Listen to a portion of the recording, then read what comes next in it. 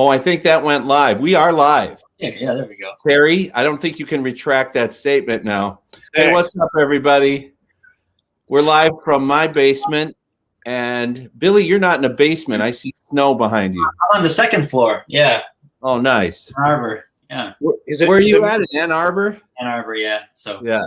And Keating coming to you live from Riverside, Illinois. I won't say the name of the street or the address. House of Pain. What's happening, everyone? Here we are. So, George, let me know if you see anybody come on. Will people leave comments on here, or do you think they'll leave comments on the YouTube? They're leaving comments here, but I think if you go to the YouTube, you could see the live chat. All right, so then I'll just make it quiet or something. Oh, right. Okay. Yeah. Over to that. So I'm going to just say hello to some people here. We've got, oh boy, this is a hard one. This looks like a Polynesian name. Piritiku Piritiquiqui. Hello to you. Hello to Lanark 2000. It is 8 p.m. Greenwich. Lanark is the pub. They're in old Blighty. We've got Spencer Kragzeth here. He says they got 8 inches of fresh snow overnight in Seattle. Wow, that's kind of unusual for Seattle. Yeah, depending on Bonzo's got the cold, -2 in Minnesota. Yikes. Yeah, Minnesota. Talk. Clays, thank you for joining us. He's in Sweden. Oh, I found out it's class. Oh, class. My bad. It's class. He told me it's like in English. This is class. Class. He's a class act. It's a class act. Tony Mann, what's happening? An apt title for a thing called The Song Remains the Same. Foghorn Leghorn's got his popcorn popping. Laurie Jones, hello from North Wales. Are you near Bronrar? Yeah. I wonder if he's near Bronrar, the cottage. Or Headley Grange? Those are both. Yeah. Tiger Rural Jur? Is he near Rural Jur? He was golfing. He said he's going to be golfing in South Carolina. I wonder if that's the Tiger Woods. If it is, I'm glad to know he's a Zeppelin fan. Yeah. Does he know Jimmy Page? He's got the clout. Gary Fall, hello. Louis Pareda, it's hot in Miami. Oh, I bet it is. Oh, well. God love you. Hey, it's Tony Mann in the house. Thomas Persson from Stockholm. In the house. Got a couple Swedes in the house. They came from the land of the ice and snow. We got Rob the Timekeeper. Oh, you see him now, Terry? Good. No, yeah, I put it on you're an old pro at this. Oh my God, I'm rickety. I'm a young pro. Dude, wait a minute. George, you've been making videos now for almost 4 years now. Don't you have like 400 videos? You have 400 videos. I'm not sure. I haven't counted them. I just hit 10,000 subscribers, so I'm very well chuffed about that. You should be. Yeah, I mean that's amazing. All thanks go to Terry because he's the one who inspired me to get this channel started. So it would have just been a damn shame if you didn't go to YouTube. People wouldn't have believed me. If you never went to YouTube, people never would have believed me how you channel it. I'm serious. Thank God you did. Look, it's Steve Calder. How do you like my cup? This is something that a friend of mine from one of my old high school buddies, Tony, sent me from Florida. And I didn't know it came from him. I just got this cup. I was like, who did, what ninja sent me this? Brand new 402 cup. Yeah, my 402 cup. The gaskets. I've got that. And I've got little snack, pick me up, my Greek dark chocolate covered biscuits. I need some of those. I don't have any biscuits with me. These are yummy. Yeah. They're almost like a savory biscuit, but with dark chocolate on them. Oh my God.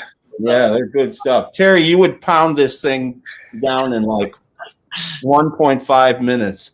The whole box. I'd just be like, have you guys ever had Le Petit Ecoliers cookies? Oh yeah, I love those things. Yeah. They're the cat's ass. I'll show you. I have a box I bought for my wife for Valentine's Day. So Laurie Jones is 50 miles from Bronrar. Oh, sweet. Man, that's amazing. Yeah, that's really cool. Someday I'd love to take a little tour. Yeah, I would love to do a little bag. Oh, those are cute. But I like the dark chocolate. See, no, I can't deal with the milk chocolate. No? I'm a dark chocolate guy. Oh, I take it all. Those are really good. What's an écolier? A little student? That sounds right. Is that what that means, a little student? Pete Mounts is here. Harry Silvers. Hang on, I'm so sorry. Lori Sorry, Jones, George. Lori Sorry, Jones is Billy. here to Penny Lane in Liverpool. That's awesome. Liverpool, what's up? Yeah. Oh, Lanark. I'm half Greek. You lived on Crete for 4 years. That's awesome. Wow. My father's Greek. My mother's Puerto Rican. So I'm like Tony Orlando, only the other way around.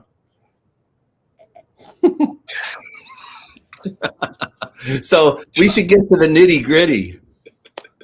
Yeah, what are we doing here? Hey, friends, thanks all for joining us. Bonzo. We're just talking about gear. We've been doing a lot of yes, the gear. I'm hosting this, right? I'm supposed to be the host because it's my channel, but I really feel like this is a triumvirate of Bonhamology. And we're even in the shape of the inverted Bonham symbol. How about Can I say that's why I always thought that the logo was at the 12 position. You know how the Ludwig logo in green on the amber Visolites upside down there? I always thought it's because they had somebody probably who would do it who probably used that as a beacon for the first circle, and then put the other three rings, and then they were like, well, which way does it? And then just flipped it without even giving a shit whether that if they had acetone way back in 1973, they could have taken that logo off, the Ludwig logo. Well, that's sort of a good entree into the topic today. Yeah. Talking about the bass drum head, the reso head. So the three of us have been spending a lot of time almost daily lately chatting about Bonzo's gear, specifically about his bass drum, the bass drum head, the reso head, the muffling, also about cymbals. I've been doing a lot of research into Bonzo's cymbals and the timelines, when he used what. Yeah. And these guys have been super helpful with sharing knowledge and photos. And well, your video you put out yesterday already has like 1.2 thousand views, George. Oh, I didn't notice today. I know that I hope that people find it useful or informative. I think they do. Someone asked, great photo on the thumbnail, when and where taken. Those are actually some photos that I have the negatives for. So those were previously unseen as far as I know. That's from September 3rd, 1971 at the Madison Square Garden show. And it's a series of about 20 pics of Bonzo mostly during Moby Dick.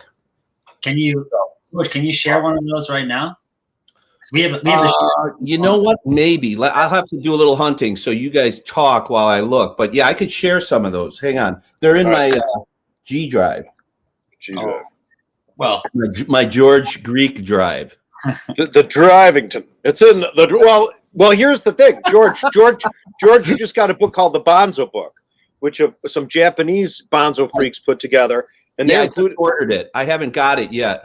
Oh my God! It sounds like they're really up our alley as far as getting. I mean, they have a page dedicated to what the 602s, the giant beats, and the 2002s look from the profile. So we Bonhamites help us as a template to check out what we're looking at and any pictures we see. Right. So what I'm going to try to do here is share my screen, and bear with me if I'm a little slow. If you guys can keep up with some of these questions, I'm a little slow at doing both. Terry, are you hip to serial number stuff? Yeah, I saw that. I saw the 1955. That's right. Well, I know that's right around the time they switched over from the pointed badge to the clipped. So it's like 79, 80? I think it might even be a little before that. I don't know. That's a good, maybe 79. You're right. I'm not that good. As far as dating them once they get up that high, I'm not that good at. Oh, here we go. Look at that. Oh, that's nice. It's Bonham playing with his hands. Okay, so I'm going to just kind of toggle back and forth here. These are some of the photos that I have. I've shared these on my Instagram, on PFOZ's Instagram, actually, but I haven't shared them anywhere else, and I don't believe they've been seen by anyone else because these are negatives that were allegedly undeveloped. So get out of here. I got this set off of eBay a while ago, and these are some great shots of Bonzo playing Moby Dick mostly. Now, is that 72 we're looking at, or 73, early 73? This is 71, September 3rd, 1971 at Madison Square Garden. So that's not long after he got the Green Sparkle kit. No, check out the. No, this is a full year, over a full year later. Well, but I mean, yeah, but it's like, but he doesn't have this 2 cymbal setup to the left yet before that he did in '72. Yeah. No, this is the tour just before Japan. Okay. And, I'm seeing the Ludwig stamp ink on the bottom of the resonant head too. yeah, Oh, nice. there's a couple pictures of them setting up his kit, I think, or breaking it down. Yeah. We'll get to those, but they're blurry, unfortunately. That's a great one here. Yeah. I love that one. Oh yeah. What do you say? Is that look like looks like more than regular strand on the bottom of a snare? If that's not 42 strand gratch, that looks like 30 strand something. It's pretty wide, isn't it? Yeah. That's I not think Ludwig. the angle often makes it hard to really tell. To tell, yeah. Yeah, you got to get like a really good clear shot from well under. Yeah, right. So here you could clearly see the 602 sound edge hats. Yes. He's playing giant beats, I believe, through this time for ride and crashes. Yeah. I'll just kind of Those are great yeah, shots. they're cool, you know, because they're mostly Bonzo. There was another set that were mostly Plant and some Page, and I just couldn't afford to get. Yes, forget about those. We don't give a shite about P&P. Well, Move on. we've all seen Robert's package plenty, and Go! I figure that's kind of cool, even though it's blurry. Codpiece the Plant. feeling of the action. Yeah, that's fantastic. Now, this also, you know, for when he was playing Moby Dick, this one's a lot more clear. Yeah.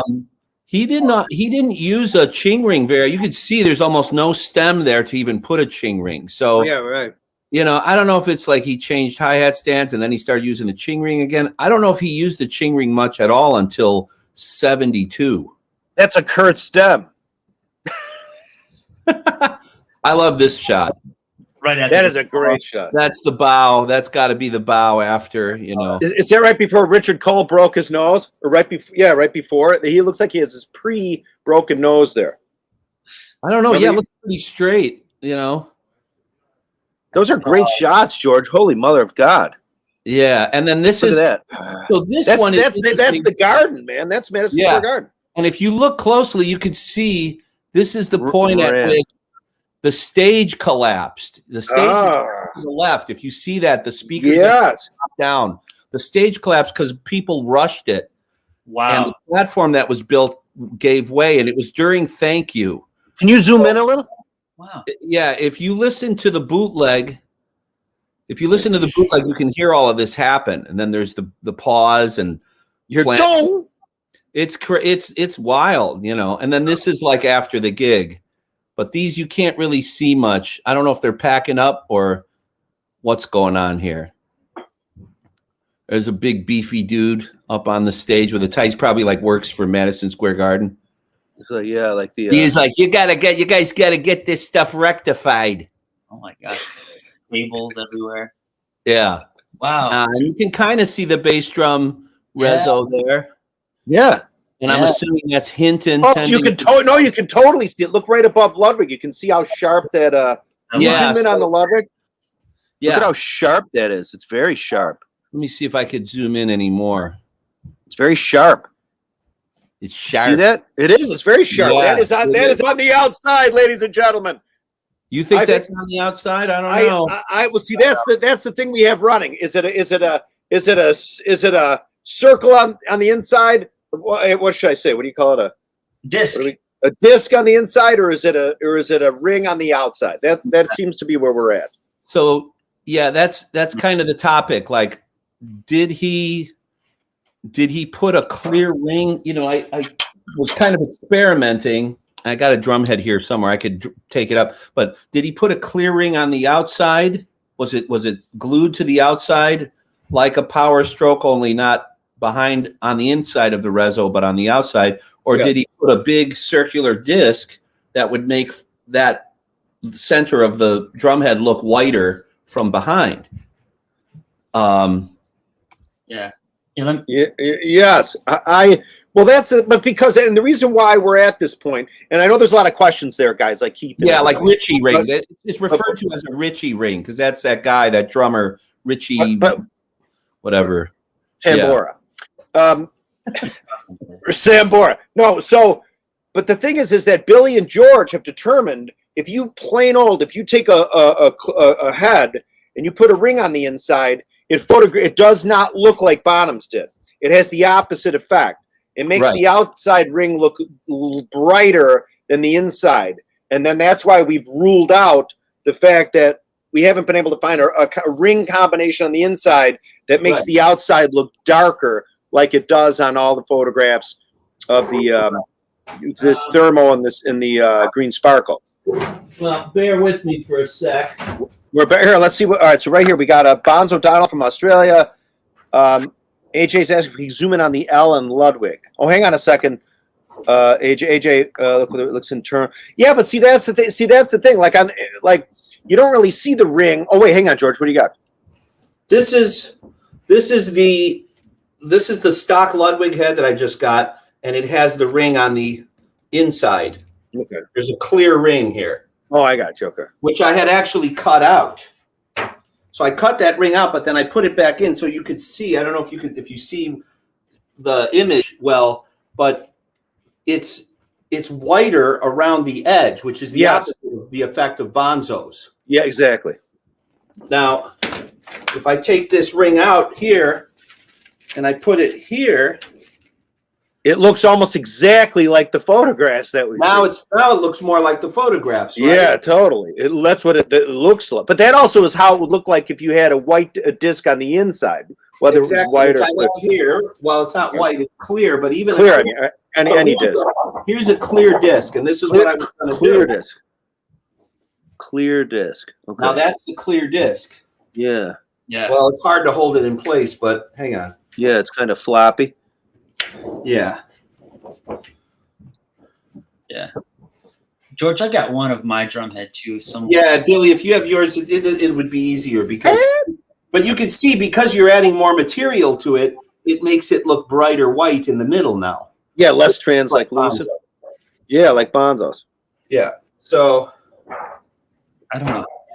Anyway, that's one of those things that will be a mystery maybe until we can actually, if someone ever, saw the original. No, it's not a shadow from the bass drum hoop. Definitely not. Yes. Well, that is something that people will always say. And there are some photographs where you will see that, but that's not what we're looking at. The shadow wouldn't uniformly all the way around in a circle. You would see at some point the ellipse of the shadow would go away. Right, exactly. No. There's definitely something that makes it look like there's a ring or absolutely. It's unmistakable. There's just so many photographs. And he used it on the thermos. He used it on the green sparkle, and likely used it on the Vistas. It does look like you can see it on the Vistas too. The steel kit, that is obvious. The stainless steel. Wait, so guys, how do you share another screen on this? Because I have go to share, and then it sends you through a bunch of like prompts. Yeah. Well, I have it, but it's like underneath here. I can see the picture of the screen. Do you have to like switch over to that somehow or something? Actually, I think so. Yeah, you click on share, and then it gives you a bunch of prompts. I did that, but well, all right. I'll keep messing with it and see. There we go. Let me see. Yeah, well, and I know that Billy did this, and I did it also with my Ludwig Gold Sparkle bass drum, the 24, and it looks really similar to Bonzo's. I see. But that's with the disc, glued into the middle. Yes. I see. Hang on, I'm looking. Can you guys? Okay. Yeah. Are you possible to getting stuff up? Well, yeah. Can you see that or no? Yeah, a second. I can't see anything. I hear Moxie malfunctioning. No, not yet. God. It says it's sharing tab, but I don't understand why you don't see. Yeah. Are you guys able to share as well, or am I the only one who's able to? Let me see what I got. Let me see. Let me share. It says screen sharing is easiest with 2 monitors. Screen sharing works best on a good computer. Don't show me those tips. Able to do it very easily, but Well, here I'll just share my whole screen. That's an application window. So Billy's got a screen. There you go. Right. So anyway, this is the drum head that I made, right? So this is the disc behind the actual head. Right? Everyone can see that? I cannot. Well, I can see that it's there, but I don't know if you've actually actively shared it yet. Well, it says, I mean, I have a button that says stop sharing on it. So Add to stream. Hey! Yes. There it is. So that's what. Yeah, very good. Now that is your disc, though, right? Right. So this is a disc behind on the inside. On the inside. Yeah. Right. Okay. Yeah. And that looks really similar. Yes. But I'm really kind of liking the outside ring idea. Yeah. Just because I almost feel like this line is too tight. Like if I pop over here, check this out, right? You know, we just don't. Yeah. It's still like hazy and it's got extra lines, and I mean it could be just applied as well. But we should do. We should real fast. Just because I know Scott Confer asked, just kindly trying to say, well, hey everybody, could it be reflections? Do we have a parade of photographs we could show people so we could? Yeah. Do we have like 30 or 40 shots where everybody? Because maybe a lot of everybody's ever. I don't know if I have that many, but I have several here that I could open up. Yeah, let's just show them up. We'll show that like it looks extra reflective at the darker ring portion, which makes it seem like it's a clear thing on the outside. If from most close pictures, that's kind of what it looks like. I always assumed that would be just such a pain in the ass to do, though. So I always just rule that out. I always thought the ring would fall off after the show. They were moving stuff. It would have gotten caught on something. Sure. But it could be, man. My thing is that I feel like if it were another clear piece, the flash and stage lights would light that up. Like the whole ring. Like there might even be a point where the whole ring looks lit, but the rest of the head doesn't. That's like that. But you never see that. No, right. I've seen a single one. Not one. So that's a good point. Kit. Yeah, so I have a bunch for the thermoglass I want to share. But if you guys have some on the green sparkle kit, that would be cool. But I can see. I'll try to find a couple too. Okay, we have. There are a lot of questions. I'm trying to. Okay, somebody asked, did anybody notice if it's? Is there any difference in sound the times you guys have farted around with it on the inside? We're probably not at that point, right? We're not at that point because I can't imagine there's much of a difference of sound if. Me too. On the inside or the outside, but with the disc, I kind of feel like it rings a bit more. With the disc versus the ring on the inside versus like a power stroke, which is that's bizarre. Like I feel like if anything, they're trying to get rid of that. You know what I mean? And the circle seems like it's about. The ring does seem like it's about. Well, to me, on the I think we talked about this on the thermoglass. It looks wider than it does on shots you see of the green sparkle and in the amber Vista light. On the thermos, it looks pretty. It's to me wider. Or I should say the disc and the inside is smaller. I'm trying to share pictures from my. George, share what I have in the bottom screen. Do you see this? It says it's sharing, but I don't really. Oh yeah, we see it. I see it. Yeah, there we go. Okay. Yeah, so there's the one. Yeah. No, felt strip. No, on the Rezo. Yeah, only felt strip on the batter. Why not?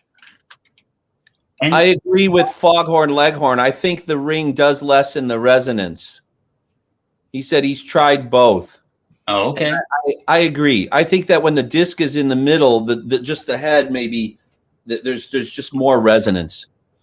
It doesn't muffle it as much, right? As the ring would. This is one of the best shots if you can blow in on it. Which one? This is the one that you have right up right now with Jimmy Page and his. This one here in the back to. It looks like is this back to the clubs? Yeah, this is Nottingham 71. Okay, now you can really see it there. Do you see that? You know what the thing is? It almost really makes me seem like it seems like it is a disc on the inside because it almost looks a little fatter at the bottom than it does on the top. Yeah, it's not super even. Yeah, you know what I mean? Either way, it would be hard to achieve, I think. Right.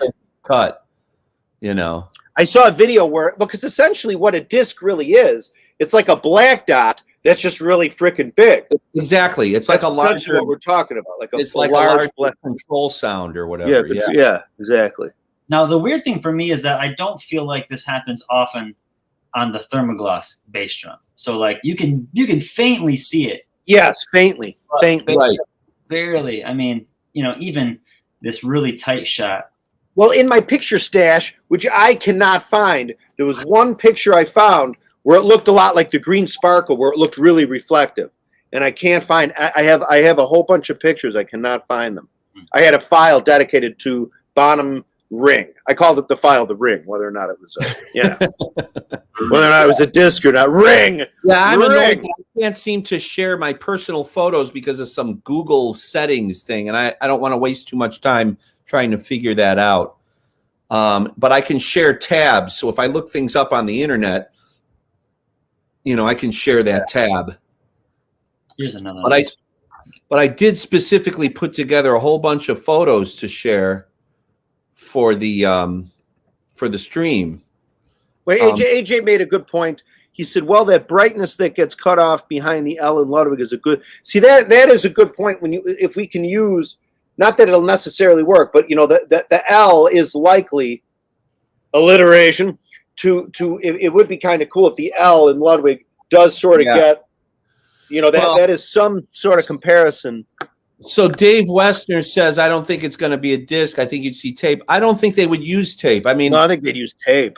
I think they'd use an adhesive, like rubber cement or a spread, because you can see streaks on the green sparkle, especially, and even on the clear head of the Vistalite. You see a lot of like streaky kind of residue.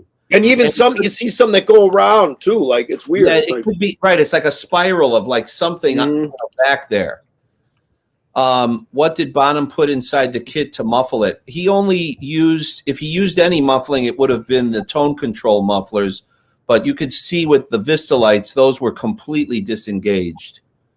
Like I don't think he used any muffling on the toms. Oh, on the toms, we don't. Well, the consensus is we don't think he really muffled. In fact, on the amber Vistalites, you can see that they're disengaged, like somebody took a pliers or something, and they're bent way they're down, all the way down. Yeah. But in the bass drum, the consensus is he used a felt strip on the batter and a ring or a disc on the reso, but also too, at least early on, cut up newspaper. I'm telling you, there was an article with John Paul Jones. I read it years ago. We talked about newspaper being in the bass drum. I've never been able to find it. Oh yeah, I've seen that quote from John Paul Jones. Yeah, I have never been able to find it. Newspaper in the bass drum. Yeah. Yeah. He said crumpled newspaper. I think. He said. Yeah, and you can kind of see it like in the footage from the Paris Tous en Scène. Totally. 69. You can see like what looks like some lumpy stuff inside the bottom. Yeah. Or that picture from Olympic. That show where I personally think they were tracking. You know. Right. So wait, Holden, MCG. No, we're not getting it wrong, Holden. The ring is a photographic shadow. Well, the thing is, it's even straight on. We can see, you know, a pretty obvious disc or circle. You know, if it were a shadow, it would probably wax and wane, right? Yeah, yes, no, it's really honest to God, Holden. There's so many you got Holden. If you get a chance, check it out. Look, there's something that's making it look like a disc in numerous photographs. I mean, it's either a ring on the outside or it's a disc on the inside. That's my feeling. Right. But based on the coloring, the darker coloring. That's not the interior of the drum. No way. No, Holden, it is not Holden. Holden, we've been down this road before. Yeah. That's the first thing we thought. Holden, you're in timeout. Holden, no, you're dragging us down. Well, check this. How we respect and love for you to be here, but we are not seeing the inside of the drum. What do you think about this one right here? Do we see this? What we need, let's get a parade of all our disc photographs. That's what we need. George, here's that. Yeah. This streak is always there on that head. It's in the same spot, and I wonder if it's like a microphone smudge or something too. But this, you know, that's a great shot too, right? That's the back to the club stuff again, right? That's where all the best shots because the cameras are so close to the right, everyone's right up on the stage. The reason you can tell it's not the interior of the shell is when there's a very sharp angle, either off to the left or right. Yeah, right. You still see the whole shadow, the whole image. Right. I'll show you what I mean. Share. Oh, AJ, so far we haven't seen any pictures from behind that really offer any light on the ring. Because there's not a whole lot of pictures from behind. There is that shot. There is that shot front. Is it 72? It's in Paris with clear. Oh, 73. 73, the clear batter head. You can still see the ring. You can? I can't. Okay. Yeah. Yeah, the Australia pictures are really good. That one right there, that's a really, really good one there. I'll try to find that Paris gig. Yeah. You can't tell whether it's a ring or a disc or not, but you can see it from the other side that it's not like it's not a photographic sort of artifact. Yeah. Okay. Yeah, can we blow this picture up? I used to have this on. This is crap quality, but you can see that's something on the head. That's not a shadow. Yeah, that's one of the best pictures there is. Remember, one of the roadies is squatting down in one of the pictures to play, like pretending like he's playing. Yeah, unfortunately, I can't. It's a Pinterest photo, and then you can't get. I have a real clear picture of that in my files that I cannot find. Here's another very clear picture of it. Oh, that's one of the best. Yeah, that is not that. And now you can see how somebody would think that they're like looking straight down. But that is not the inside of the drum. No, that's either a big that's either a big disc behind the circles, or it's a clear ring around the outside of the head. Gosh damn it! Gosh damn it! That's what it is.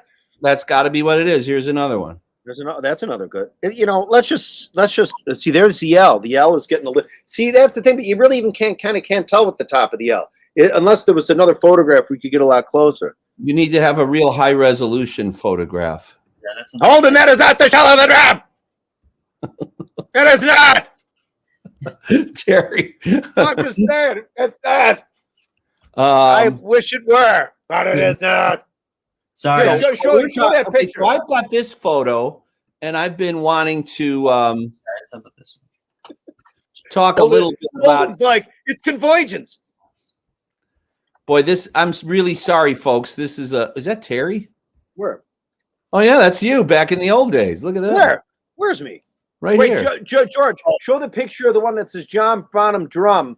The one that shows the inside from the left. From the bottom, do you see where the inside? You can see it's clear maple. Show that. That would show that what the ring above that to the right This there. One? Yes. So that's the pictures don't look like that. That is not convergence. That's what it would look like.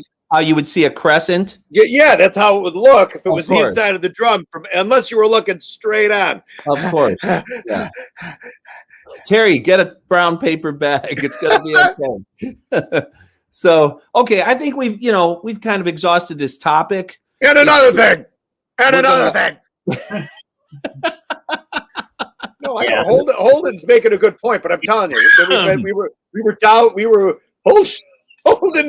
Holden's like, I will not be silenced.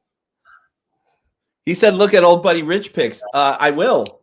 I can't recall ever seeing anything like that unless Buddy used a similar type of muffling system. No, Buddy was always doing. I'm a huge Buddy Rich nerd, so I'm always seeing. Yeah, that's right. Double felt strips, battery, but otherwise, and Buddy was pretty adamant that he really didn't like muffling drums, and he would get kits ordered without mufflers at all, right? Like he would demand that they would be not installed. Yeah. Okay. And actually, I mean, not to get too nerdy about it, but if there's any Rogers fans. When they were doing the gray, like the flat gray in the 60s, Buddy's kit was clear maple and lacquered on the inside. That's why they left the Dynasonics clear. Yeah, because they made the Dynasonic for Buddy. Yeah, so they left the interior of the Dynasonic always clear. They never painted it gray. That's really cool. See, I didn't know that. Somebody asked if Bonham and Buddy ever met. I don't think so. But they did the New York Jazz Fest. Didn't they do the Newport Jazz Festival together in '69? Yeah, Newport. Yeah. I don't know if they met, but from what I read, Buddy made a favorable comment about Bonzo, but I don't know if that's documented, and I don't have a source.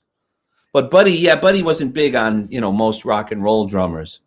No. But Bonzo definitely, I'm sure Bonzo was a fan of Rich. Everybody was a fan of Buddy Rich. How could you not? I know that Buddy Rich really liked the drummer for Blood, Sweat, and Tears, Bobby Colomby. Mm-hmm. Oh yeah. I love Bobby Colomby. Yeah. No, I don't know if they met at that show. I But that was quite a show, quite a lineup. It might be a Hammer of the Gods, tale or something like that. But I think there's a story about like Buddy was there, and then because there was like some meet and greet section or something, for all the artists.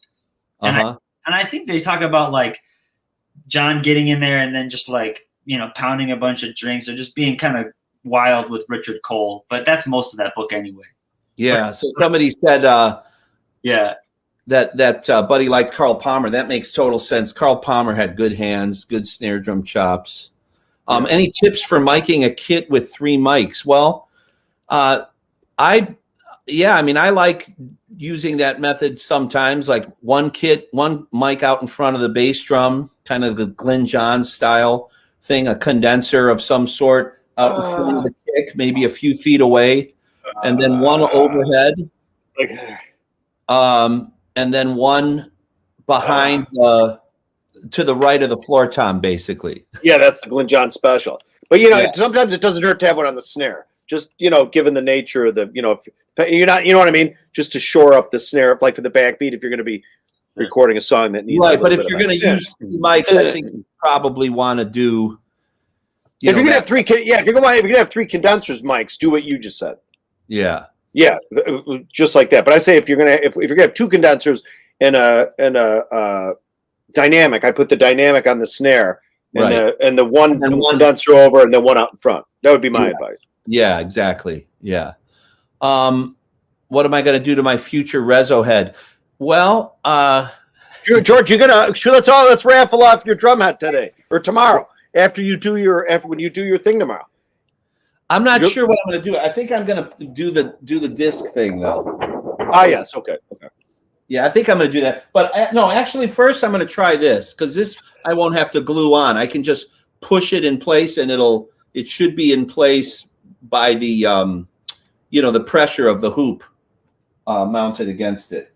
Yeah. So I'll probably try that first and see if it'll stay in place once I tension it up. Yeah, exactly. Yeah. So. What else were we talking about? We've been talking a lot about Bonzo's gear and the choices he was making, over the years. You okay, Terry? I am. Terry had a little bit of a. You took quite a spill the other day. There's the thing. I had the elbow horror show, which now is totally eclipsed by the night before last. I was out walking Moxie. Yeah. She took a big steamy, and I had to walk it back to the garbage. And I was walking back down the driveway, and there's a bulge in our driveway, and I just wanted to get my ass nozzled because it was frigid. My hands were in my pocket, and I walked diagonally across the mound as I was going downhill. And as I was walking, my left foot, as soon as my left foot was flat on the ground, and my right foot picked up to carry, I felt my left foot go, and I went straight down on my left side. Oh no! And I absolutely physically cannot play the drums. I don't know. So we'll see what happens. Oh, damn. I do know if I breathe in real hard, I feel like I'm in much pain. You might have fractured a rib, man. I might have. Yeah, you got to really. All right, well, keep like it this. Yeah, you got it. No, I'll be all right. Calling 911 on StreamYard. It's like that Zeppelin bootleg where he says, "Well, John Paul Jones has 3 fractured ribs, and so you'll understand if you have to cut the concert short." And the crowd goes, "Whoa!" And he goes, "No, you must understand." Wait, did you hear? Harry Silvers had a question that is always. He said, "Do you think Bonzo?" It's a general sort of quiet, but do you think Bonzo tuned his drums in a jazz style? Did you see that question? Oh, his drums are definitely tuned. I would have to say you could call that a jazz style for sure. Well, most jazz drummers that I know tune the bottom head tighter than the top. Yeah. They tune the reso up so that you get more of that response and tone and pop. And I know whenever I sit down behind a kit and it's clear to me that the top head is tighter than the bottom, I can't stand it, generally. Yeah. So, and I don't think Bonzo tuned that way. I think Bonzo tuned in the way where, you get that sound that you draw out of the drum with the fast response from a tight reso head. Yeah. Yeah. And they're big drums too, right? Like that's the thing that people kind of skip over as well. Well, I'm talking about like a bop tuning where it's cranked. Well, they're pretty, but yeah, bottoms were tuned real high. You ever see that little clip It's from the Tune Scene. It used to circulate on VHS years ago. I have it here somewhere in my stash, where there's a scene where there's a couple little French dudes. They're like bellboys. They're almost dressed up as like bellhops. Yeah. Yeah, and they're sitting playing, and you can hear him hitting the bass drum. And it's like when he hits the bass drum with the pedal, it's like bing, bing. It doesn't even really go boom. It's like bah. It's real high. Wow. Yeah, it's a bit of an illusion, you know, in a big hall, especially if you have your drums cranked up and then you hit them hard. They're going to sound really big, but they're going to cut through all that space. Yeah, you know, more so than if they were tuned down. On the other hand, I don't think he really cranked them up like some people say. They weren't bop. They weren't like bing, bing, bing, bing, yeah, bing. they weren't tuned up like that high. Yeah. So distance equals depth. Distance equals depth. That's right. To Jimmy Page, that was the maxim about Mike. Yes, that was the maxim. You know what I mean? Yeah. But yeah, wait, and we're also talking about, somebody asked about a Rogers hi-hat stand. We have to talk about the Rogers hi-hat stand fitting in with Bonham using. I don't know, Billy, you can answer that. I think that the Ludwig stand, well, let me just add my 2 cents. I think that the Ludwig stand, the angle of the pedal is so like low that you can't get a lot of like stomp power on it. It's not like this. It's like this. Which is like the Rogers pedal had a much steeper angle. And actually, if you play a Rogers pedal flat-footed, like I do sometimes, if I'm playing straight ahead gigs, you know, you get like calf splints from it. Yeah, because your foot is up like this. But if you're stepping down, you know, heel up on the hi-hat stand, I think it's easier to just stomp a Swivo than a Ludwig Atlas. Yeah. The funny thing is, like, if you watch the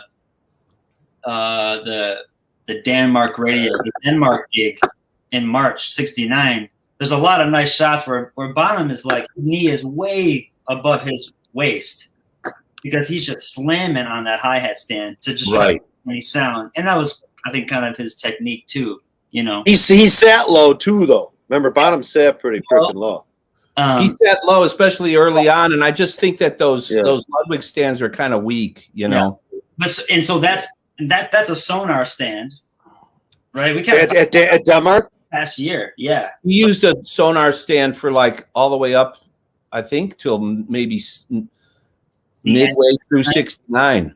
Yeah, so he's got that sonar stand with the double bass setup of the Thermogloss kit for sure.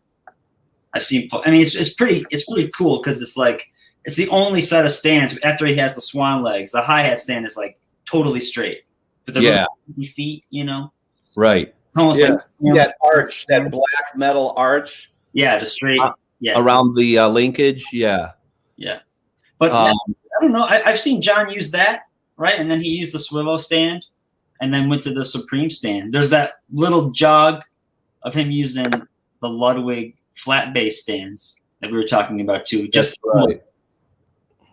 But I mean, like, yeah, I have a solid footboard Swivo hi-hat stand that is like, you know, for heel down, it's pretty rough. Yeah, that's what Buddy used. That's why I bought it originally, and then, you know, John, heel down, it is rough. Getting a lot of questions here about. Wait, did you see Mark's question? I think that's a good one to talk about. He said, "How much does drum tuning matter when you run it through the mixing board with EQ and effects?" I think if you have a really good sound, that's the most important thing. Every engineer agrees that, you know, if the source material is good to work with, that's like more than half the battle. Yeah. Right. They don't have to do anything. Right. It's like it sounds good on the way in, so they're not going to have to touch much. Right. I mean, if you consider a good sound like a tom that goes doo, and a bass drum that goes guh, and a snare that goes puh, you know, then you could do that with shit boxes, you know, oatmeal boxes. Well, that's the thing. When you have more attack, when stuff is tuned lower, generally, you have more sort of attack, and with that attack, that's typically what with like, well, not so much, but effects, you can make more. Like you can make a drum that just goes duh. You can make it sound like, well, especially now you can put a trigger. You can trigger them now too. You can add all kinds of frequency ranges. You can add reverb. You can add this compression, that, and you could make shit boxes sound pretty decent. But if you want your drums to sound like, you know, drums sound in a room, I think, you know, having a well-tuned set of drums is every engineer's dream, because then that's just less for them. They just deal with a good signal that's coming in. There's a lot of questions. Let me see. But let them know if you don't have a port in your front head ahead of time, because they're just gonna, the dude at front of house is gonna have a shit fit. Oh, excuse me. Right. Gonna freak out. Let's see. Question for George: is it important to learn jazz drumming to improve the technique and sticking, timing, etc., and transfer those skills? I think it's helpful. I think unless you have a really natural affinity, you know, for technique and touch and feel in that, I think the more you listen to really great drummers, other than just Bonham, especially jazz drummers who, you know, cultivate a sense of technical, not just technical skill, but how to get a good sound and a good touch. That's a big part of what Bonham's, you know, success and long-term influence is, that he had such a great touch and he knew how to produce such a beautiful sound out of the drums. It wasn't just, you know, technical ability, or wasn't just that he had a thunderous groove or was so strong or loud. It was like the whole package. And to me, you know, the greatest drummers have that. And I think certainly when you talk about the greatest drummers, many of them are jazz drummers. And I'm not saying that jazz is better than any other kind of music. I'm just saying that that's sort of like a high standard to aspire to and to draw influence from. So yeah, I think especially if you're especially straight up technical skill. Yeah. You know, like independence and as far as those parameters, for sure. I read that John opted for Rogers over Ludwig due to the Rogers sturdiness. Yeah, that makes sense. So anyone heard the April 24th show from the Fillmore? That's a good question. Not the 27th. Yes. Yes, it is high tuning. And that's one of those things where I think the way it was recorded is giving you a different sound profile of his kit. But that's probably a lot what his kit sounded like in person. Like if you're close to it. Yeah, and the other thing is, I don't think he had like emperors on the drums yet. I think he was using the Weathermaster, Ludwig Weathermaster 750s or whatever they were, that are more akin to like an ambassador. And when they're tuned up a bit tight, you know, the floor tom sounds like doing, doing, boing. It sounds like Joe Jones drums or Buddy Rich's drums. Yeah, like jazz, like a jazz tuner. Yeah, very, very much so. Yeah. This is a great, this show. This is it. And we had this bootleg. Yeah, there you go. The dancing avocado. Yeah. Dude, that shirt is worth a fortune. A good point, Rich Huffnagel. Swing is super important. And well, yeah, so swing, which is this elusive aspect of, you know, all great jazz, it's I'm not going to try to even technically describe what that means, but you know what it is when you feel it. You know, it's like swagger. It's like a person who has swagger. Bonham had that. He had that swing in his playing. I don't care what, you know, anyone said. And we know who the most famous drummer is, who said that he couldn't swing a shit. I came clean in my live chat the other day about this shirt. Oh, you have the shirt? Yeah, I came clean on it because that's just here we go. No, but that's just look. I said in the live session, God love Buddy Rich, Ginger Baker, God rest his soul. I know so much of his stuff was curmudgeonly, but the fact that anybody would say Bonham couldn't swing, that's one of the whole reasons why he's revered as a musician so much, is his natural. He swung everything. Yeah, everything was swung. Nothing was not swung. Yeah, you know pretty much. Yeah. I mean, he may not have been able to sit down with a piano trio and go ding, ding, ding, ding, ding, ding, you know, and swing as I don't know, as good, quote, as Ginger, but Ginger had more experience playing jazz when he was young. Jazz, clubs, yeah. I will say, Bonzo had a very nice cymbal beat. If you listen to How Many More Times, the beginning, that's swinging. Yeah. And if he had cultivated that or played it on a regular basis, I have no doubt that Bonzo would have been one of the most swinging English jazz drummers, like Phil Seaman or one of those. If so inclined. Yeah, what was John? If so inclined. I'm going to try to catch up. Let's see. Sorry, guys. How much does drum tuning matter? Oh, no, we got that one. I'm sorry. That was Mark. Thanks for that question. That's a good one. I use a Hollywood hi-hat stand myself. Those are great. Max Roach used them. Oh, wow. Yeah, I have a Hollywood kit with a couple stands. Now, the Hollywood hi-hat stand I have is really like flat bass. It's good quality, but it's very lightweight, and that would get destroyed, I would think, if you stomp on it. But maybe they made another one that was heavier duty.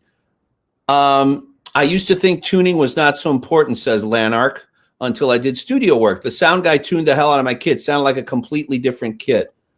There you go. Sound guys are always happy to hear good sounding drums. True. Some crap Remo drums. Acousticons. Remember those? Yeah, I never been. Oh my God, yeah. The what do you guys think of Janis Joplin singing? I'm reading on the Great. road with Janis, written by her manager, road manager. I love Janis Joplin singing. Yeah, I thought she was great, especially for the time. You know, Yeah, the situation that was happening then. People were kind of wanting that. Yeah, there's a girl, there's a lady here in Chicago. Her name's Cheryl Rodey, Rodey. Man, oh my God, she can. Yeah, you got to check her out. If you like Janis Joplin, you'll love her. I often wonder if Plant was influenced a little bit by her, although Plant was listening to the same black musicians that influenced everybody at that time. You know, yeah, right. Like Otis Redding and all the great soul and blues singers. So it's kind of hard to say like he was influenced by Janis. I mean, that goes deeper than Janis Joplin, but there's certain things about her sound or phrasing that sometimes I think, I wonder if Robert, saw her when they were in the States on that first tour or two, and he borrowed some, he was influenced by her style and phrasing. Yeah. Yeah. She would have been maybe slightly more contemporary, because isn't the Big Brother the Holding Company record like 66 or 67 or something like that? Yeah. Earlier. Yeah, definitely Ian Paiste had jazz hands for sure. And Ian Paiste is one of my all-time favorites. George, did you ever find out if he played a 16 tom or is it a 15?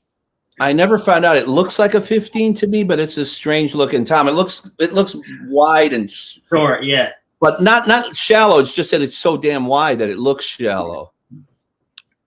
I've been reading some of these comments. I love this. Michael Sullivan has some good comments.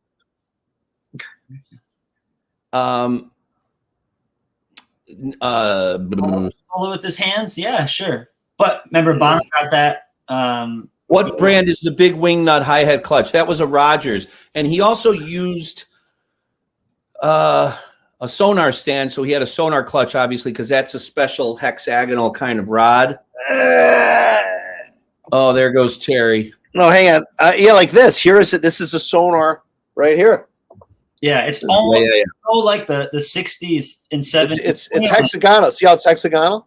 Yeah. And he did have he had an earlier Rogers, the old clutch for a while, right? Like when he first had the swivel, it wasn't the big wing nut. It was the smaller one. I'm pretty sure. Yeah, it has more like the Ludwig ears. Yes, right. It's smaller wing nut. Because I thought that was the Ludwig one. Did the sonar go in like this? I'm freaking out here with the backwards thing here. Yeah. See how there's. Is that a Slingerland though? I was gonna say, is it a Slingerland? I think that's I was gonna say, I think it's an old because this whole thing screws into the top. Is that a Slingerland, not a sonar? Yeah, I think it's the set of. Oh yeah, that's right. That's right. Yeah, Slingerland too. Never mind. But it looks really similar to that. Jerry, don't do any more bending over during the course of this chat. No, I'm telling you, I hopefully. Man, I'm really sorry to hear that. Jeez. Mark just asked if Moxie. I'll tell you, what Moxie did when I was laying on the ground? I got to tell you, I laid on the ground for about 3 minutes, just going, oh, and Moxie's just looking at me like, does this mean we're not going to eat when we get in the house? I swear to God. And then I let go of the retractable leash, and it went all the way to her, and she was standing with it on her neck. And I was like, Moxie, don't run. I was like, Moxie, Moxie, and she's just like, Moxie's just looking at you, shaking her head. Oh, she's like, fuck you. So somebody said, drummer of Johnny Carson's band. Yeah, Ed Shaughnessy was great. He's one of those medallion drummers. The guys who were wearing medallions back in the day. Like open shirt with hair. Like Buddy did that a little bit in the 70s too. Yeah. Yeah. Well, but Buddy had his, Buddy though. One of the pictures where Buddy has his hair over, where he sort of looks. I mean, Buddy wore rugs a la mode. Some of those pictures are pretty hardcore. He looks like Spock. He looks like Spock. Yeah, and he has like the turtleneck, and he's like. There's some nice. There's some clips of Ed Shaughnessy talking, about technique and stuff, and about Buddy's way of doing the whipped cream roll. Yeah. Where you get more of a fluid or smoother, rounded sounding roll if you do your doubles coming into them from an angle off the side. Because it kind of like lands and takes off. It's like right. Well, every note, every little buzz, every part of the buzz is hitting a different part of the head. Right. Right. Yes. Yeah. I think Ed Shaughnessy was great. I just loved that vibe he had, the big pork chop burns. I met him at one of the Chicago shows not long before he died. He was a lot shorter than I thought he was. Oh yeah, did he have a big medallion on?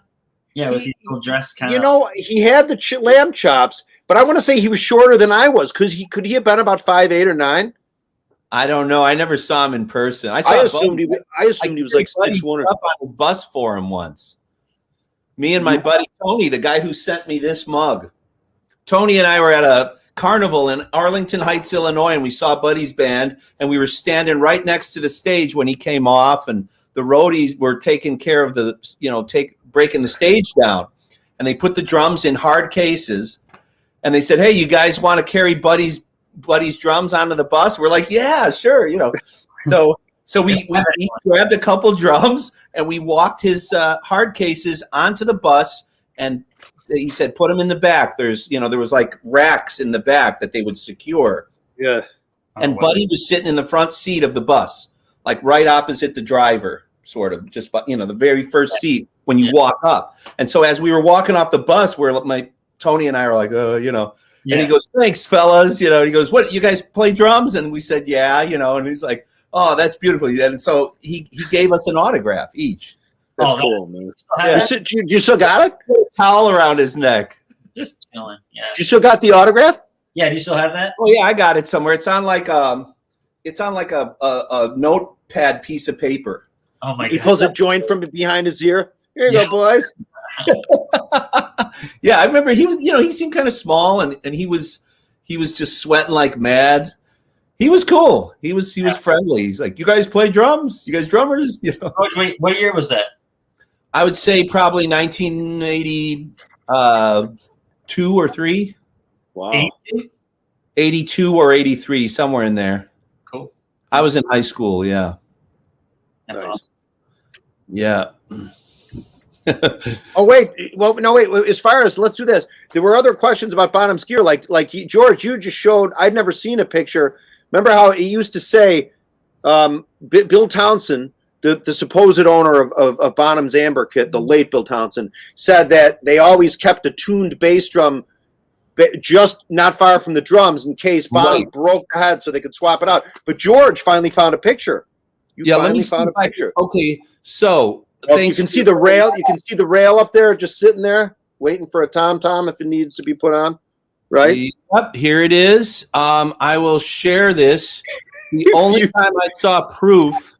What the bus smelled like. You know what the bus smelled like. I don't recall. Ganja man. So can you see this? Yes. Yeah. Okay, so you can see he's got a felt strip on the reso on this one, though. It looks like there's a felt strip, but we don't know. That could be a shadow, but that's definitely a Ludwig bass drum behind his kit. Totally. Yeah.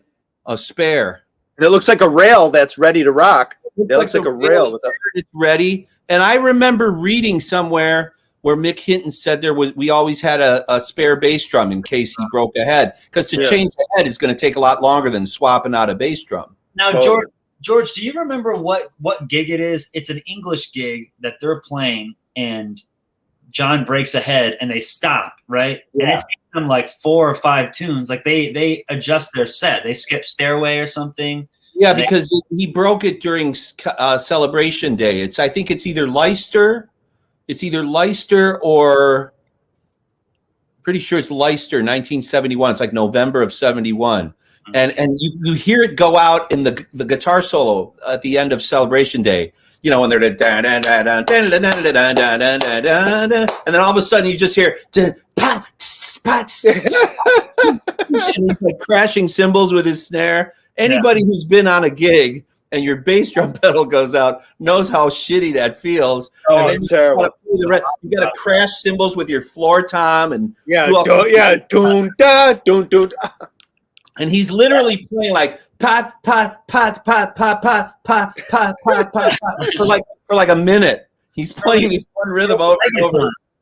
Yeah, check it out. It's I think it's Leicester 1971. But then Robert Plant says you'll have to excuse us while we change the bass drum skin. He calls it a skin. Skin. Yeah. So to me, if they're changing a skin, there's no spare drum. You know what I mean? What year was that? But what year was that? The UK tour. Maybe they didn't feel like they needed it. They didn't have the full. Yeah, because that was 71. Maybe that's a Back to the Clubs thing. Yeah, right? this is actually shortly before that happened. This one here. Yeah, this is September of 71 in Japan. Wow. There's another shot where you could see part of it. Bear with me for a moment. That's a good shot of Rezo. Leicester. Yeah. Oh yeah, that's a good shot of the ring there. Or the what I'm saying is the. Yeah, now do you see how this tension rod here? Can you see my pointer? Yeah. That tension rod reflects on the head, and it looks like it's reflecting on both, on the white part of the head. Yeah. Definitely. I mean, I'm pretty sold that it's a smooth white factory head with extra stuff on it. Extra stuff behind it. Well, I don't know. I mean, I do feel like because like the demo that we did right with the disc in the middle, it just for some reason it looks too perfect. I know what you mean. Yeah. And but at the same time, I feel like we would see a harder outline. But you know what? It looks like that. What makes it lends itself to seem like it's a ring on the outside is sometimes it almost looks like you can really see the lip. Does that make sense? Like the lip of the like if you look at like right up you can like especially above the U and the D. Yeah, but then in other W and the F. It doesn't look like that at all. In other pictures, it just looks like it's one smoother on the front. Yeah, I know. That's what's. Anyway, so here's the other picture which shows the bass drum. So that's another. Oh yeah, okay. Whoa, that's Mick Hinton. And there's the bass drum. What year is that one, George? You know, it's the same. It's the same from that gig. Oh, the Japanese. Okay. There's Bonzo. Okay. Now, what I'm curious to know is, did Bonzo? Now I'm going to switch it up to talk about cymbals. Hey, George, can I say one thing real fast for cymbals? Okay. Is this what we're looking at here right before or right after that gig where the head broke? Right before, 2 months before. Oh, so this is before. Okay, never mind. I was going to say it was after. Maybe it was a panic thing. Like, all right, for the Japanese tour, let's just set a bass drum there. So what I wanted to just say was, I'm curious to know, since I've been doing the cymbal series, and I just did. Which are wonderful, by the way. Thank you. I'm curious to know if he ever played giant beat hi-hats. And I think there are some pictures even later from like 71 where I don't see ripples under the hi-hat, which would indicate giant beat hats because he owned them.